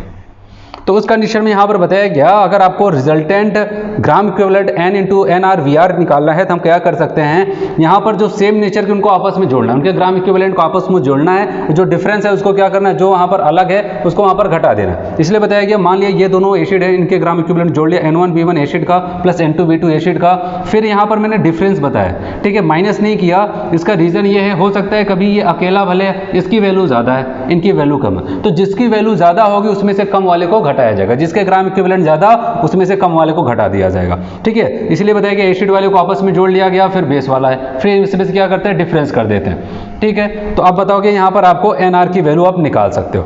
चलिए ये तरीके हो सकते हैं NR को निकालने का, क्योंकि जो रिजल्टेंट सोल्यूशन बना है उसी का पीएच पूछा जा रहा है, ठीक है। तो हमको क्या करना है, पीएच निकालना है तो उसके NR की वैल्यू को पता होनी चाहिए, क्योंकि हमें पता है पीएच बराबर माइनस लॉग H प्लस, और H प्लस नहीं दिख रहा है तो कहोगे minus log NR, resultant solution का नॉर्मेलिटी।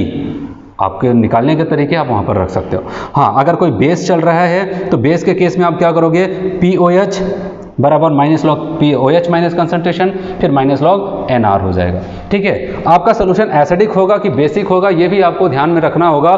बताया गया आपको ग्राम इक्विवेलेंट अगर एसिड और बेस दोनों मिलाकर चल रहे हैं तो जिसके ग्राम इक्विवेलेंट ज़्यादा होंगे उसी नेचर का सोल्यूशन होगा। अगर बेस भले ही अकेला यहाँ पर एक ही बीकर में बेस है लेकिन इसके ग्राम इक्विवेलेंट इन दोनों के सम के ज़्यादा है तो आप बताओगे ये बेसिक हो जाएगा।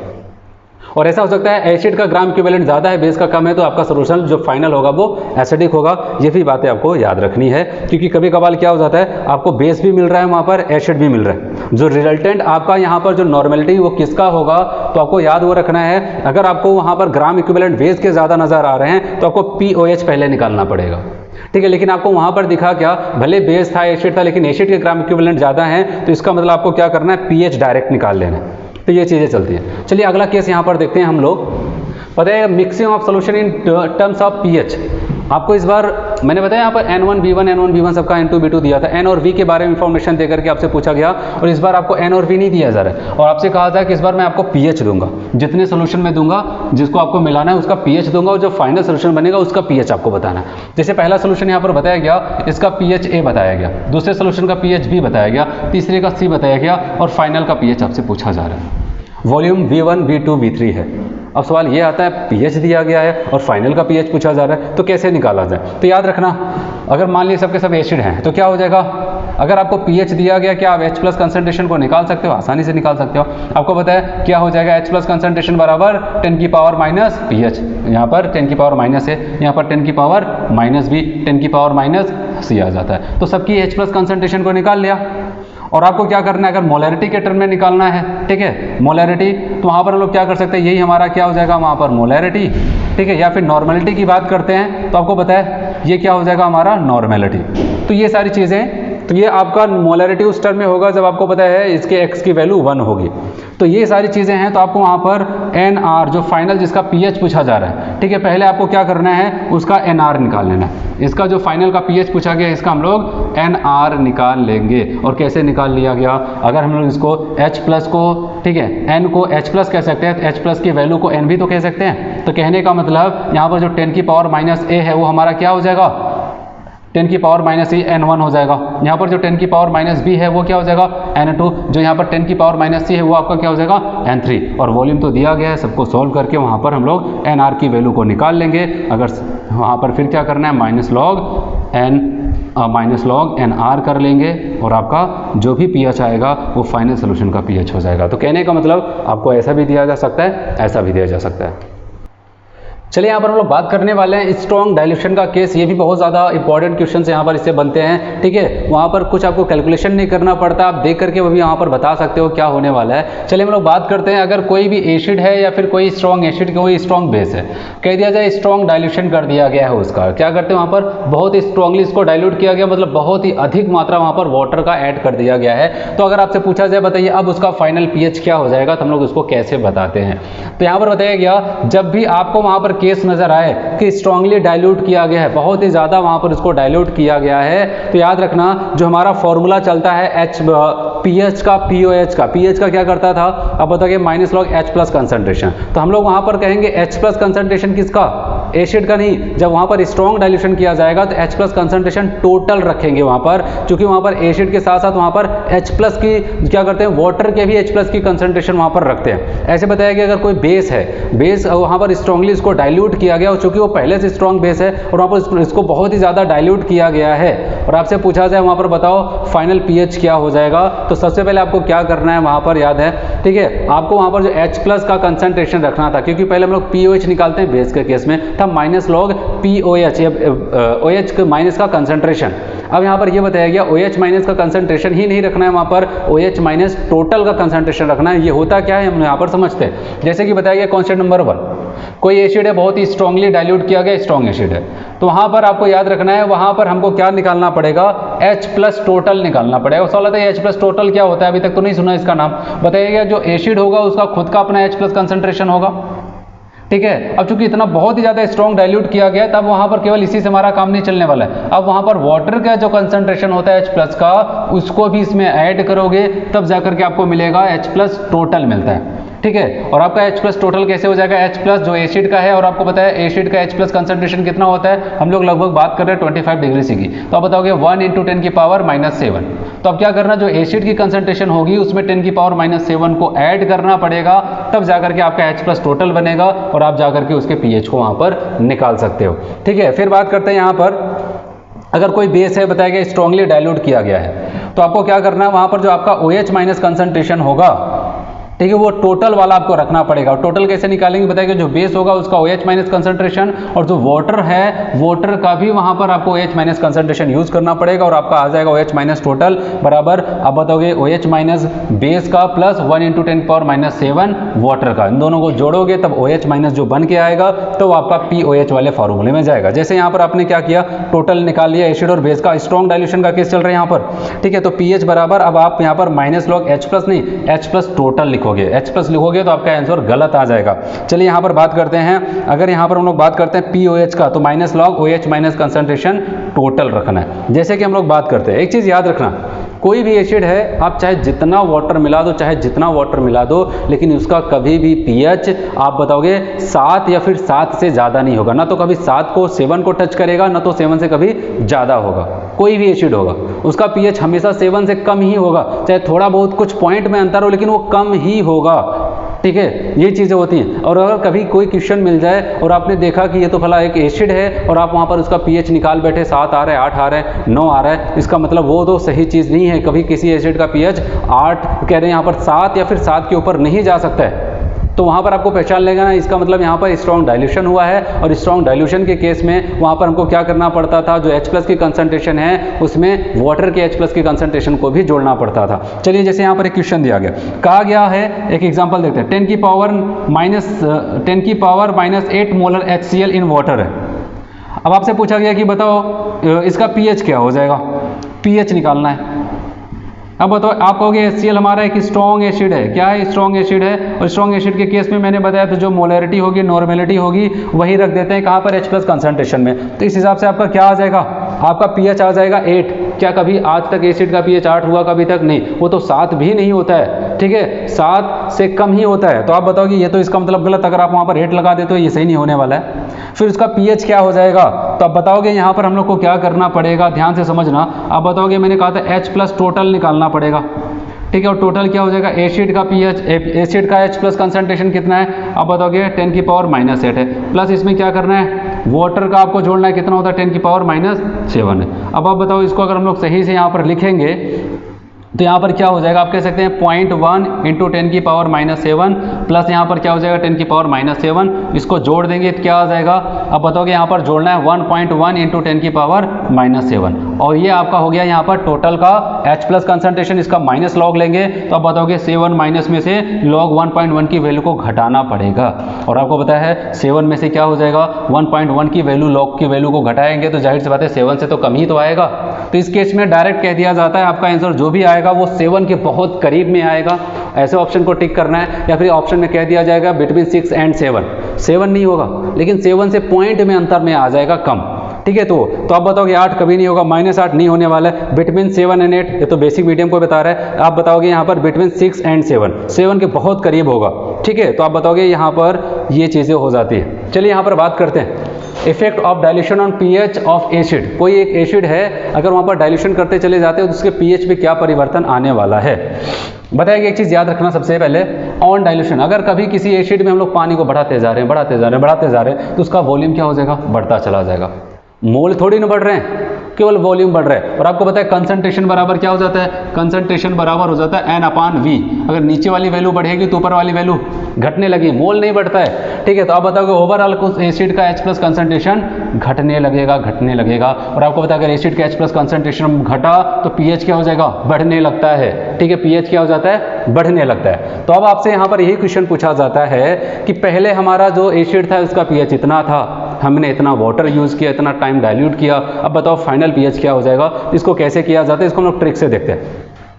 आपसे पूछा जाएगा final pH after dilution, dilution के बाद जो नया वाला pH क्या हो जाएगा। तो आपको क्या करना है, ध्यान से समझना, जो इनिशियल pH है उसमें क्या करना है कि इसको जोड़ देना है जो पावर ऑफ 10, जितना टाइम्स वो डाइल्यूट किया गया है। तो इसका मतलब क्या हो जाएगा, वो 10 की पावर, जैसे 1000 टाइम्स डाइल्यूट किया गया तो मतलब 10 की पावर कितना है, 3। तो आपको यहाँ पर क्या लिखना है, 3। अगर यही क्या हो जाता है 100 टाइम्स किया गया मतलब 10 की पावर 2, तो यहाँ पर किसको लिखना है, 2 को लिखना है। जो नया पुराना वाला pH होगा उसमें 2 जोड़ देंगे। अगर ये 1000 टाइम्स किया गया है, जो पुराना वाला pH होगा उसमें 3 जोड़ देंगे, आपका वहाँ पर नया वाला pH बन के तैयार हो जाता है। जैसे यहाँ पर एक क्वेश्चन देखते हैं, पहले क्वेश्चन को देखते हैं। The solution having the pH 3, एक सोल्यूशन था जिसका pH 3 चल रहा था, डाइल्यूट अप टू 100 टाइम्स, उसको 100 गुना क्या किया गया, 100 टाइम्स डाइल्यूट किया गया। The resulting pH of the solution, मतलब फाइनल pH आपसे पूछा जा रहा है, pH आपसे फाइनल पूछा जा रहा है। तो आपको मैंने क्या बताया था, pH इनिशियल प्लस क्या करना था, 10 की पावर कितना टाइम्स इसको डाइल्यूट किया गया, 100 का मतलब क्या हो जाता है 10 की पावर 2, यहाँ पर 2 कर देना है। पुराना pH कितना था, 3 में 2 जोड़ दिया, कितना आ जाएगा 5 आ जाता है। तो क्या हो जाएगा यहाँ पर आपका सी वाला करेक्ट हो जाएगा, आपका नया pH क्या हो जाएगा 5। तो यहाँ पर आपको ये फॉर्मूला पता है तो आप सिंपली वहाँ पर बता सकते हो। चलिए अब आपसे कभी ऐसा पूछा जा सकता है पहले pH इतना था, उसको बहुत डाइल्यूट किया गया, pH ये हो जाता है, तो बताओ कितना हमने उसको डाइल्यूट किया। तो आपको अगर पूछा जाए हाउ मेनी टाइम्स डाइल्यूशन अकर, कितना टाइम्स डाइल्यूशन वहाँ पर किया गया, तो आपको क्या करना है 10 की पावर करना है, जो फाइनल pH बन के तैयार हुआ है उसमें से क्या करना है, जो इनिशियल वाला pH था उसको घटा देना है, आपका पता चल जाएगा कितना टाइम वहाँ पर डाइल्यूशन किया गया। जैसे question, how many times have a solution of pH equal to higher acidity than a solution of pH 5।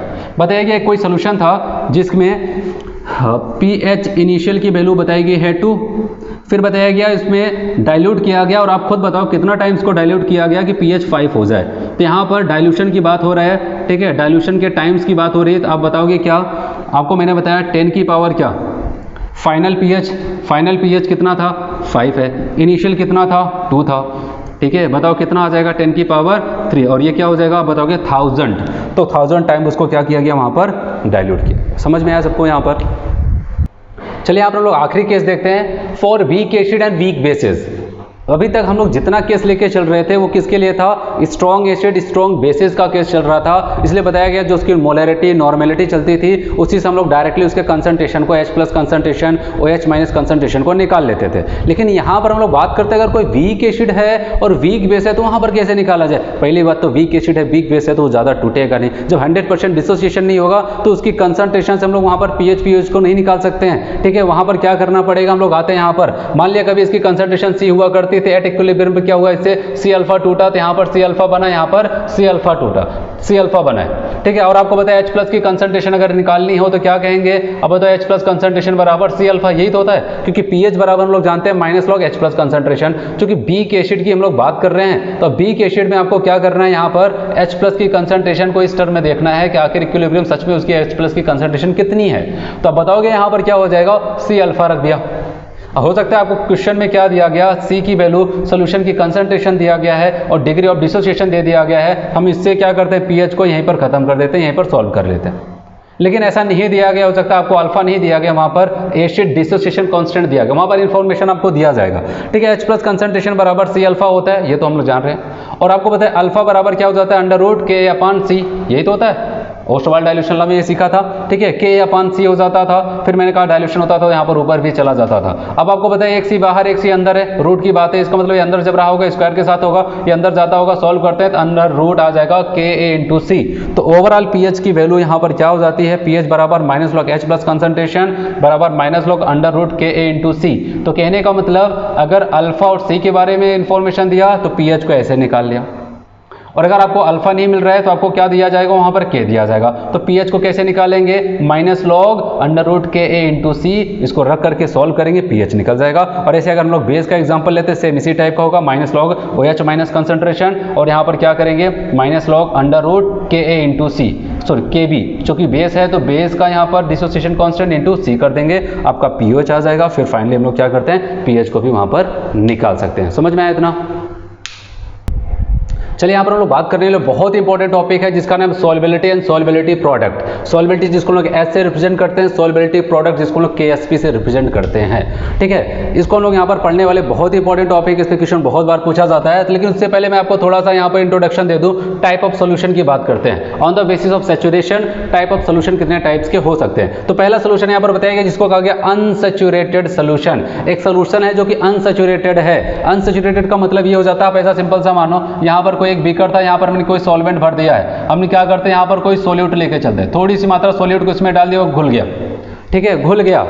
लेकिन अभी हमको पता है कि अगर मैं और थोड़ी सी मात्रा इसमें डाल दूंगा कि और भी सोल्यूट को ये घोल सकता है। कोई भी ऐसा सोल्यूशन जिसमें फर्दर और भी ज़्यादा सोल्यूट को आप घोल सकते हो, उसको कहा जाता है क्या, अनसैचुरेटेड सोल्यूशन के नाम से जाना जाता है। मतलब अभी वो सॉल्वेंट जो है अभी वो चाहता है कि अभी और घोलते जाओ, अभी मेरे पास इतनी क्षमता है, मैं और सोल्यूट को घोल सकता हूँ। तो इसका मतलब वो कैसा सोल्यूशन है, अभी वो अनसैचुरेटेड सोल्यूशन है। और अनसैचुरेटेड सोल्यूशन में हमेशा याद रखना, यहाँ पर एक होता है यहाँ पर IP जिसको कहते हैं यहाँ पर आयोनाइजेशन प्रोडक्ट, और KSP जिसको कहते हैं सॉल्युबिलिटी प्रोडक्ट। वैसे सॉल्युबिलिटी प्रोडक्ट का जो कॉन्सेप्ट आता है वो सैचुरेटेड सोल्यूशन पे ही आता है, मतलब एक ऐसा सोल्यूशन जहाँ पर फॉरवर्ड और बैकवर्ड का रेट, मतलब यहाँ पर घुलने का रेट जो है वो सेम हो। जैसे कि हम लोग पढ़ते थे रिएक्शन क्वोशिएंट और हम लोग पढ़ते थे इक्विलिब्रियम कांस्टेंट केमिकल इक्विलिब्रियम में, ठीक है। तो वैसे यहाँ पर IP का और कहते हैं KSP का कॉन्सेप्ट आएगा।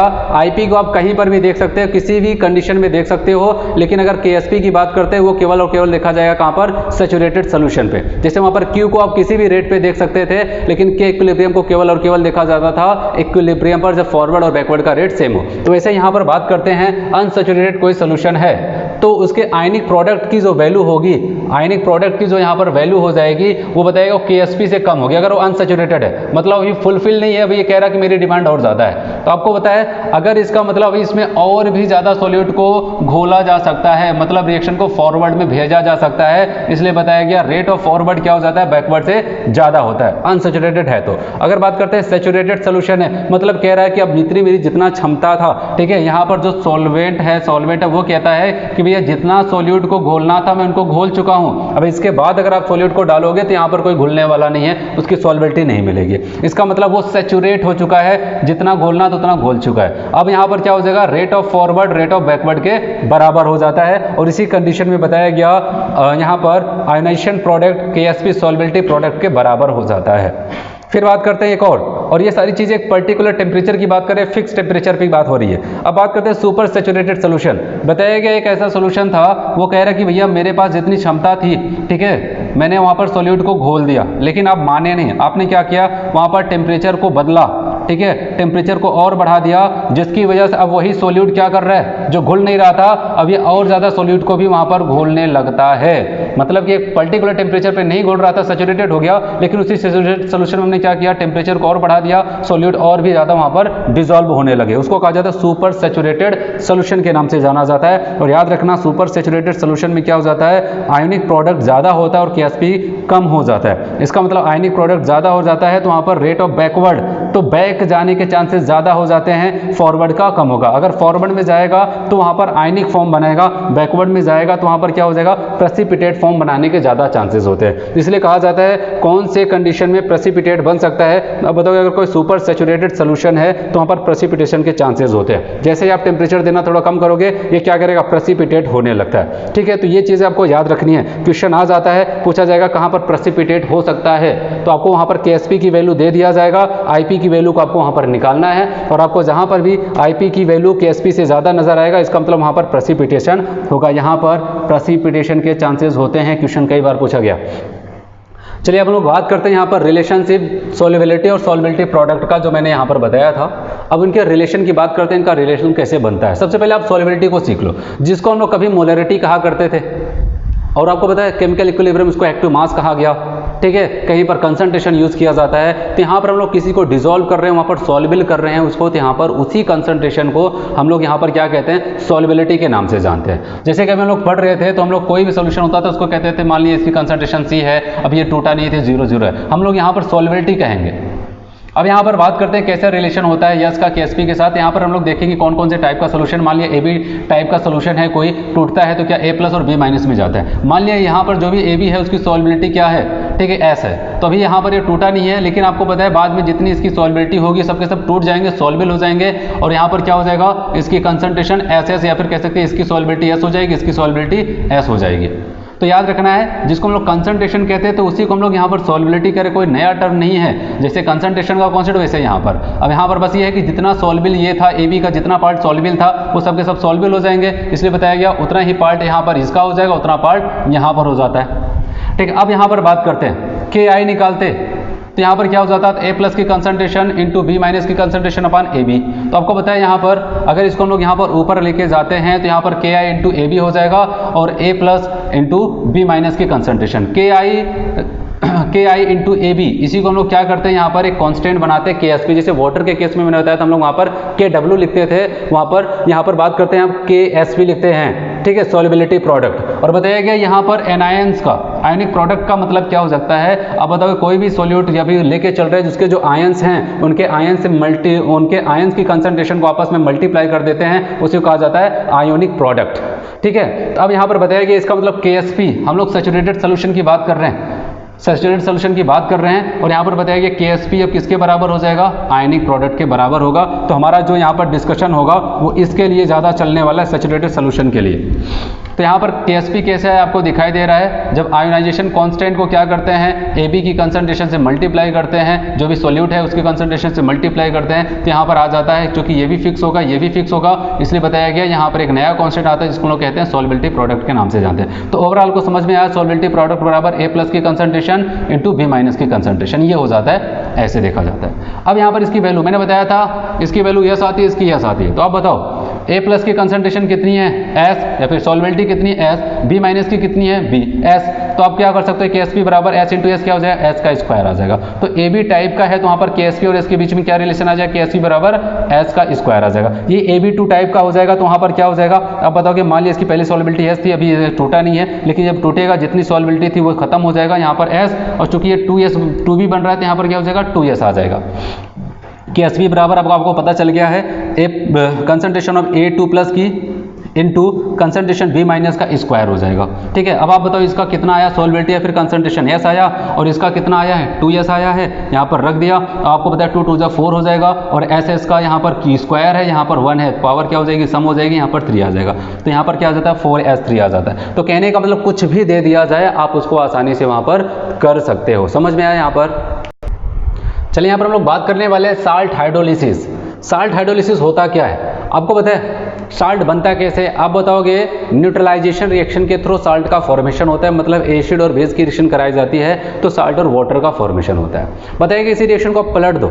कहा जाता है कि अगर क्या करते हैं हम लोग किसी साल्ट को वाटर में डिसॉल्व कर देते हैं तो वो क्या कर जाता है? एसिड और बेस में टूट जाता है। तो यहाँ पर यही बताया गया कि हम लोग जस्ट क्या करते हैं, जो न्यूट्रलाइजेशन की रिएक्शन की, ठीक है, उसका जस्ट हम लोग यहाँ पर उल्टा कर देते हैं। मतलब कोई साल्ट लेते हैं, यहाँ पर कोई एक साल्ट लेते हैं, इसका वाटर से रिएक्शन कराएंगे तो ये क्या करेगा? यहाँ पर आप बताओगे वो एसिड बनाएगा और प्लस वहाँ पर बेस का फॉर्मेशन करता है। तो न्यूट्रलाइजेशन की जस्ट उल्टी रिएक्शन को ही कहा जाता है साल्ट हाइड्रोलिसिस, क्योंकि न्यूट्रलाइजेशन में एसिड और बेस मिलते थे, साल्ट और वाटर बनाते थे। अब यहाँ पर साल्ट को वाटर में डिसॉल्व किया जा रहा है, एसिड और बेस का फॉर्मेशन करने वाला है, ये पूरा प्रोसेस है। तो पहली बात याद रखना यहाँ पर सबसे ज़्यादा important, strong acid strong base से बने हुए साल्ट की हाइड्रोलिसिस पॉसिबल नहीं होती है। स्ट्रॉन्ग एसिड स्ट्रॉन्ग बेस से बने हुए साल्ट की हाइड्रोलिसिस पॉसिबल नहीं होती है। यहाँ पर हम लोग देखते हैं तो अब किसका किसका हो सकता है? जिसका जिसका होगा, इसके अलावा कोई भी कॉम्बिनेशन होगा तो वहां पर हो सकता है। दोनों स्ट्रॉन्ग नहीं होने चाहिए। ठीक है, जैसे कि यहाँ पर मैं आपको बता रहा हूँ साल्ट ऑफ किसके हाइड्रोलिसिस कर रहे हैं? एसिड हमारा वीक है और बेस हमारा क्या है? स्ट्रॉन्ग। एसिड वीक है और बेस यहाँ पर स्ट्रॉन्ग है, जो वीक है उसी पे ज़्यादा फोकस करना है। ठीक है, बताया गया जैसे जिसको हम लोग एनायनिक हाइड्रोलिसिस के नाम से जानते हैं। एनायनिक का मतलब ये होता है केवल एनायन वाला जाकर के वाटर से रिएक्शन करेगा, जो वाटर से रिएक्शन करेगा उसको लोग क्या कहते हैं? एनायनिक हाइड्रोलिसिस कहेंगे। अगर वाटर से एनायन वाला कर रहा है एनायनिक, अगर केटायन वाला पार्ट कर रहा है इसको केटायनिक हाइड्रोलिसिस करते हैं। जैसे यहाँ पर हम लोग बात करते हैं, हमने साल्ट लिया है कौन सा? Strong weak acid strong base से बना हुआ। तो यहाँ पर एग्जाम्पल CH3COO लिया। आपको पता है Na कहाँ से आया होगा? NaOH जो कि एक स्ट्रॉन्ग बेस होता है, और यहाँ पर COOH कहाँ से आया होगा? आप बताओगे CH3CO, अब बताओगे CH3COH से आया, एसिडिक एसिड से आया होगा जो कि एक वीक होता है। ठीक है, तो वीक एसिड स्ट्रॉन्ग बेस से बना हुआ साल्ट है, वाटर में इसकी हाइड्रोलिसिस करते हैं तो यहाँ पर बताया गया ये क्या कर जाता है? CH3COH बना लेगा और यहाँ पर NaOH बना लेता है। ठीक है, ये वीक एसिड हुआ और एक स्ट्रॉन्ग बेस बन जाता है। जब वीक एसिड स्ट्रॉन्ग बेस से बने हुए साल्ट की हाइड्रोलिसिस करते हैं तो वीक एसिड और स्ट्रॉन्ग बेस बनता है। फिर वापस आते हैं, एक्चुअली में क्या हो जाता है? ये एक इलेक्ट्रोलाइट्स और आपको पता है स्ट्रॉन्ग इलेक्ट्रोलाइट्स है। मैंने बताया था कोई भी एक पार्ट अगर स्ट्रॉन्ग हो जाता है तो स्ट्रॉन्ग इलेक्ट्रोलाइट्स हो जाता है। इलेक्ट्रोलाइट्स आपको इस रूप में नहीं मिलेगा, वो आयनिक फॉर्म में मिलेगा, CH3CO- और Na+। इसकी वाटर से रिएक्शन करा रहे हैं, आपको पता है CH3COH बनेगा, और साथ साथ जो NaOH बना है वो इस रूप में थोड़ी ना होगा क्योंकि एक स्ट्रॉन्ग इलेक्ट्रोलाइट्स है, ये आपको Na+OH- के रूप में मिलेगा। अगर हम लोग देखें यहाँ पर क्या हो जाएगा? Na तो दोनों साइड से कट जाएगा। मेन रिएक्शन जो होती है यहाँ पर बताया जाएगा क्या? CH3CO- प्लस H2O CH3COH और OH- बन रहा है। ठीक है। तो आपको यहाँ पर क्या दिखाई दे रहा है, कौन रिएक्शन करने जा रहा है, सही से अगर आप देखो कौन रिएक्शन करने जा रहा है, अब बताओगे एनायन जाकर के रिएक्शन करता है वाटर से, इसलिए इसको एनायनिक हाइड्रोलिसिस कहा जाता है। और आपको बताइए यहाँ पर वीक एसिड तो बना, लेकिन यहाँ पर किसको छोड़ दिया, किसको छोड़ दिया, OH माइनस को छोड़ दिया। OH माइनस की वजह से यहाँ पर सोल्यूशन क्या मिल जाएगा आपको, बेसिक सोल्यूशन मिलने वाला है। क्या बेसिक सोल्यूशन, अगर आपसे पूछा जाए पीएच के बारे में बता सकते हो, हाँ पीएच कितना हो जाएगा, आप बताओ ग्रेटर देन 7 होगा, क्योंकि अगर कोई बेसिक सोल्यूशन है तो वहाँ पर पीएच आपको हमेशा ग्रेटर देन 7 मिलने वाला है। चलिए अगर यही आपकी मेन रिएक्शन है यहाँ पर, अब मान लेते हैं यहाँ पर इसकी कंसंट्रेशन C लेकर के चलते हैं, तो अब ये कुछ नहीं बना है, लेकिन अब क्या हो जाता है, यहाँ पर इसकी कंसंट्रेशन C है, इससे कुछ पार्ट क्या हो जाएगा, यहाँ पर टूटा होगा CH, H यहाँ पर जैसे हम लोग वहाँ पर अल्फा कहते थे डिग्री ऑफ आयोनाइजेशन, वैसे यहाँ पर हम लोग H लेके चलते हैं, स्मॉल h जिसको कहा जाता है डिग्री ऑफ हाइड्रोलिसिस, सेम वही कॉन्सेप्ट यहाँ पर है। तो यहाँ पर C माइनस CH हो गया, और आपको पता है CH टूटा है तो यहाँ पर CH बना होगा, यहाँ पर भी CH बना होगा। अब बात करते हैं यहाँ पर हम लोग क्या कहते हैं, हाइड्रोलिसिस कांस्टेंट की बात करते हैं। हाइड्रोलिसिस कांस्टेंट, कहीं पर हम लोग आयोनाइजेशन कांस्टेंट कहते थे, यहाँ पर हाइड्रोलिसिस कांस्टेंट की बात कर रहे हैं। और हाइड्रोलिसिस कांस्टेंट में क्या हो जाएगा, प्रोडक्ट की concentration CH3COH into OH minus की कंसंट्रेशन अपान रिएक्टेंट। देखो ये एक्सेस में होता है, जो एक्सेस में होता है उसकी कंसंट्रेशन को नहीं रखी जाती है। अब बताओगे CH3CO माइनस की कंसंट्रेशन, ये हो गया, ठीक है। यहाँ पर KH टर्म यूज किया गया है क्योंकि यहाँ पर हम लोग हाइड्रोलिसिस कर रहे हैं, उस दौरान जो कांस्टेंट होगा उसको कहा जाएगा हाइड्रोलिसिस कांस्टेंट। और बताइए इसकी वैल्यू CH अपान C माइनस CH रख दिया, तो यहाँ पर CH square upon 1 minus H रख देते हैं, ठीक है। तो आप बताओगे यहाँ पर KH बराबर CH square upon 1 minus H आ जाता है। अब बताओगे अगर कुछ ऐसी कंडीशन हो जाए, H जो है हाइड्रोलिसिस मतलब बहुत ही कम हो रहा है, बहुत पुअर हाइड्रोलिसिस हो रही है, मतलब इसकी वैल्यू 1 से कम है, तो आप बताओगे इसको हम लोग 1 माइनस बहुत कम है तो 1 माइनस H बराबर 1 मान लेंगे, और हाइड्रोलिसिस कांस्टेंट बराबर CH स्क्वायर आ जाएगा। समझ में आया? तो कहने का मतलब CH स्क्वायर, KH बराबर हाइड्रोलिसिस कांस्टेंट बराबर क्या हो जाएगा, CH स्क्वायर। और आपको पता है अगर H आपको निकालना है, जैसे हम लोग वहाँ पर अल्फा निकालते हैं, सेम वही कॉन्सेप्ट है यहाँ पर। H बराबर क्या हो जाएगा, स्मॉल h बराबर अंडर रूट KH अपान C। C क्या है, सोल्यूशन की कंसंट्रेशन है। और एक चीज़ याद रखना है यहाँ पर, कॉन्सेप्ट इंपॉर्टेंट है, KH का KW, ठीक है, आयोनाइजेशन आप कह सकते हैं यहाँ पर वाटर का आयनिक प्रोडक्ट ऑफ वाटर, और यहाँ पर Ka क्या है, आयोनाइजेशन आप कह सकते हैं यहाँ पर एसिड डिसोसिएशन कांस्टेंट। ये वाटर का आयोनाइजेशन प्रोडक्ट है, एसिड का डिसोसिएशन कांस्टेंट है, इसके साथ रिलेशन क्या हो जाता है, KH बराबर KW अपान Ka। ये कौन से केस के लिए हम लोग देख रहे हैं यहाँ पर, अब बताओगे वीक एसिड स्ट्रॉन्ग बेस, जो वीक होगा उसी का टर्म आपको ज़्यादा मिलने वाला है, ठीक है। यहाँ पर Ka आपको मिलता है। अब कहने का मतलब अगर इनके बीच में ये रिलेशन है और KH, तो आप चाहो तो यहाँ पर KH की जहाँ पर इस वैल्यू को पुट कर सकते हो, और आपका H का फॉर्मूला आ जाएगा अंडर रूट KW अपान Ka इंटू C आ जाएगा, ठीक है। अंडर रूट KW अपान Ka इंटू C, KH की जहाँ पर ये वैल्यू को पुट किया, ठीक है। तो आपको H का KW, Ka और C के साथ रिलेशन पता होना चाहिए। अब pH कैलकुलेशन की बात करते हैं, डायरेक्ट इसके pH की वैल्यू को याद करते हैं, वहाँ पर हम लोग इसके डेरिवेशन में नहीं जाते हैं। तो pH बराबर आपको याद रखना है, किसका pH देख रहे हैं, जब weak acid plus strong base से बना हुआ कोई सब्सटेंस है उसके pH की बात कर रहे हैं, तो pH बराबर 1/2 pKw plus pKa plus log base 10 की कंसंट्रेशन यहाँ पर C, ठीक है। C क्या है, सोल्यूशन की कंसंट्रेशन, ये भी आपको लगाना है। और आपको वहाँ पर हो सकता है डायरेक्ट दे दिया जाए pKa की वैल्यू, या फिर डायरेक्ट नहीं, वहाँ पर Ka की वैल्यू दी गई तो आपको पता है वहाँ पर क्या करना है, इसका pKa ले लेना है, माइनस लॉग ले लेना है, आपको वहाँ पर pKa की वैल्यू मिल जाएगी, इसका माइनस लॉग लिया तो। अब यहाँ पर आप चाहो, आपको पता है यहाँ पर 25 डिग्री C की बात करते हैं, pKw क्या होता है यहाँ पर, आप बताओगे ये 14 होता है, ठीक है, इसकी वैल्यू फिक्स होती है। तो 1/2 यहाँ पर बताइए 14 plus pKa minus plus log base 10C, आप ऐसे इसको निकाल सकते हो, ठीक है।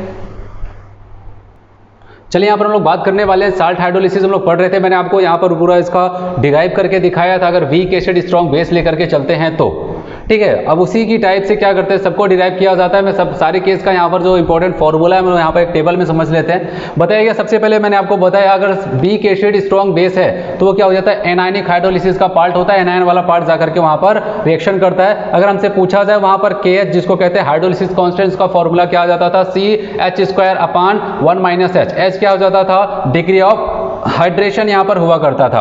और मान लेते हैं अगर डेल्टा H आप स्मॉल h डिग्री ऑफ जो हाइड्रेशन है अगर वो 1 से बहुत कम आता है तो आपको पता है यहाँ पर 1 माइनस H क्या हो जाएगा, आप बताओगे 1 आ जाएगा, KH बराबर CH स्क्वायर हो जाएगा। और आपको मैंने बताया था अगर degree of hydration hydrolysis constant की बात करते हैं KH, अगर इसका क्या करते हैं ionic product of water acid dissociation constant Ka से अगर रिलेशन देखते हैं तो क्या आ जाता है KW अपान Ka आता था। अगर यहाँ पर क्या करते, इसी वैल्यू को हम लोग इस फॉर्मूले में पुट करते थे यहाँ पर H के साथ, तो H का फॉर्मूला आ जाता था स्मॉल h बराबर अंडर रूट क्या हो जाता, KW/Ka इंटू C आता था। और pH का फॉर्मूला मैंने आपको बताया था, याद रखना 1/2 क्योंकि यहाँ पर pKw था, उसकी वैल्यू 14 होती है, plus pKa plus log base 10, और यहाँ पर C क्या है, सोल्यूशन का कंसंट्रेशन। ऐसे अगर बात करते हैं, इस बार एसिड हमारा स्ट्रॉन्ग है, बेस हमारा क्या यहाँ पर वीक है, इसको कहा जाता है केटायनिक हाइड्रोलिसिस। क्यों? क्योंकि यहाँ पर बताइए जो वीक होता है उसी का पार्ट जाकर के वहाँ पर रिएक्शन करता है, वाटर से रिएक्शन करता है, और आपको पता है प्लस वाला पार्ट किससे आता है, बेस से आता है। बेस यहाँ पर वीक है, बताया गया यहाँ पर जो प्लस वाला होगा वही जाकर के वाटर से हाइड्रोलिसिस करेगा। और यहाँ पर भी सेम उसी टाइप का फॉर्मूला बन जाता है, KH बराबर CH² अगर यहाँ पर ये वैल्यू बहुत कम है तो KH बराबर CH² हो जाता है। और यहाँ पर याद रखना KH का यहाँ पर KW और KB के साथ रिलेशन, याद रखना जो वीक होता है उसी का आपको कांस्टेंट बार बार मिलने वाला है। जैसे वीक एसिड है तो इसका आप बताओगे बेस डिसोसिएशन कांस्टेंट। यहाँ पर क्या था, आपका वीक एसिड था तो यहाँ पर Ka आपको मिला, ठीक है, KH के रिलेशन में, और यहाँ पर वीक बेस था तो इसका रिलेशन क्या हुआ, KB यहाँ पर मिला है, ठीक है। फिर H की वैल्यू अगर निकालनी है, स्मॉल h आपको पता है यहाँ पर अंडर रूट बराबर KW/Ka इंटू C हो जाएगा। pH की वैल्यू में ध्यान देना, यहाँ पर 1/2 pKw minus pKa minus log C, सब कुछ यहाँ पर माइनस के साथ है, इसमें क्या था, सब कुछ यहाँ पर प्लस के साथ है। आप चाहो यहाँ पर pKw है, यहाँ पर इसकी वैल्यू तो फिक्स होती है 14 होती है, आप 14 यहाँ पर रख दिए, ठीक है। तो यहाँ पर ये माइनस के साथ है, ये क्या है, प्लस के साथ है। चूंकि यहाँ पर बेस क्या, आप बताओगे बी कौन था, एसिड था, इसलिए यहाँ पर Pk आया। यहाँ पर बी कौन है, बेस है, यहाँ पर कौन आ जाएगा, Pk भी आ जाएगा। चलिए यहाँ पर बात करते हैं लास्ट केस, और बताइए स्ट्रॉन्ग एसिड, सॉरी यहाँ पर क्या हो जाता है, अगर वीक एसिड वीक बेस लेकर के चलते हैं, इससे बना हुआ कोई साल्ट है, एसिड वाला पार्ट भी वीक है और बेस वाला पार्ट भी वीक है, तो उसकी हाइड्रोलिसिस कैसे करते हैं, बताइए both cation as well as anionic hydrolysis को कहते हैं। इसमें प्लस वाला पार्ट भी जाएगा और माइनस वाला पार्ट जाएगा, क्योंकि आपको पता है माइनस वाला पार्ट किससे आता है, एसिड से, और प्लस वाला पार्ट किससे आता है, बेस से। दोनों वीक हैं तो दोनों का पार्ट जाकर के वहां पर रिएक्शन करेगा। और याद रखना यहाँ पर ये कंसंट्रेशन पे डिपेंड नहीं करता है, इसलिए KH बराबर आपको मिलता है H² माइनस H का स्क्वायर। यहाँ पर कंसंट्रेशन ऑफ सोल्यूशन के ऊपर नहीं मिल रहा है, और इन दोनों सोल्यूशन में देखो C मिल रहा है, आपको यहाँ पर C मिल रहा है, यहाँ पर डायरेक्ट H² माइनस H² है। और आपको पता है अगर यहाँ पर क्या करते हैं 1 अल्फा H की वैल्यू क्या होता है, 1 से बहुत कम है, तो आपका KH बराबर डायरेक्टली आपको बताओगे H² के हो जाएगा, ठीक है। और याद रखना यहाँ पर KH का इनके साथ रिलेशन, KW तो सब में ऊपर था, लेकिन यहाँ पर कौन वीक है, आप बताओगे एसिड वीक है तो K आ गया, बेस भी वीक है तो KB आ गया। इसमें क्या था, केवल बेस वीक था तो KB आया, इसमें एसिड वीक था तो Ka आया। तो अब मिला करके वहाँ पर याद करोगे बहुत आसान हो जाएगा। फिर H की वैल्यू की बात करते हैं, आपको बताया यहाँ पर H बराबर क्या हो जाएगा, स्मॉल h बराबर under root Ka into KB आ जाएगा। और pH की वैल्यू में याद रखना, pH बराबर 1/2 14 प्लस, यहाँ पर प्लस का साइन पहले है, pKa माइनस pKb। यहाँ पर कंसंट्रेशन का टर्म नहीं आया है, यहाँ पर क्या चलता था, कंसंट्रेशन का टर्म चलता था, कंसंट्रेशन का टर्म चलता था, लेकिन वीक एसिड वीक बेस के केस में कंसंट्रेशन का टर्म नहीं चलता है। इसके अलावा मैंने आपको बताया था अगर स्ट्रॉन्ग एसिड हो, स्ट्रॉन्ग बेस हो, तो उसकी हाइड्रोलिसिस पॉसिबल नहीं है। इतना आपको याद रखना था साल्ट हाइड्रोलिसिस में। चलिए यहाँ पर हम लोग बात करते हैं, बहुत ही ज़्यादा इंपॉर्टेंट टॉपिक है, बफर सोल्यूशन की बात करते हैं, ठीक है। बफर सोल्यूशन की बात करते हैं, यहाँ पर सबसे पहले याद रखना बफर सोल्यूशन होता क्या है। आप बात करोगे किसी एक ऐसे सोल्यूशन की आप बात कर रहे हो जो क्या करता है, अपने पीएच का विरोध करता है, वो नहीं चाहता है कि उसका पीएच वहाँ पर बदले।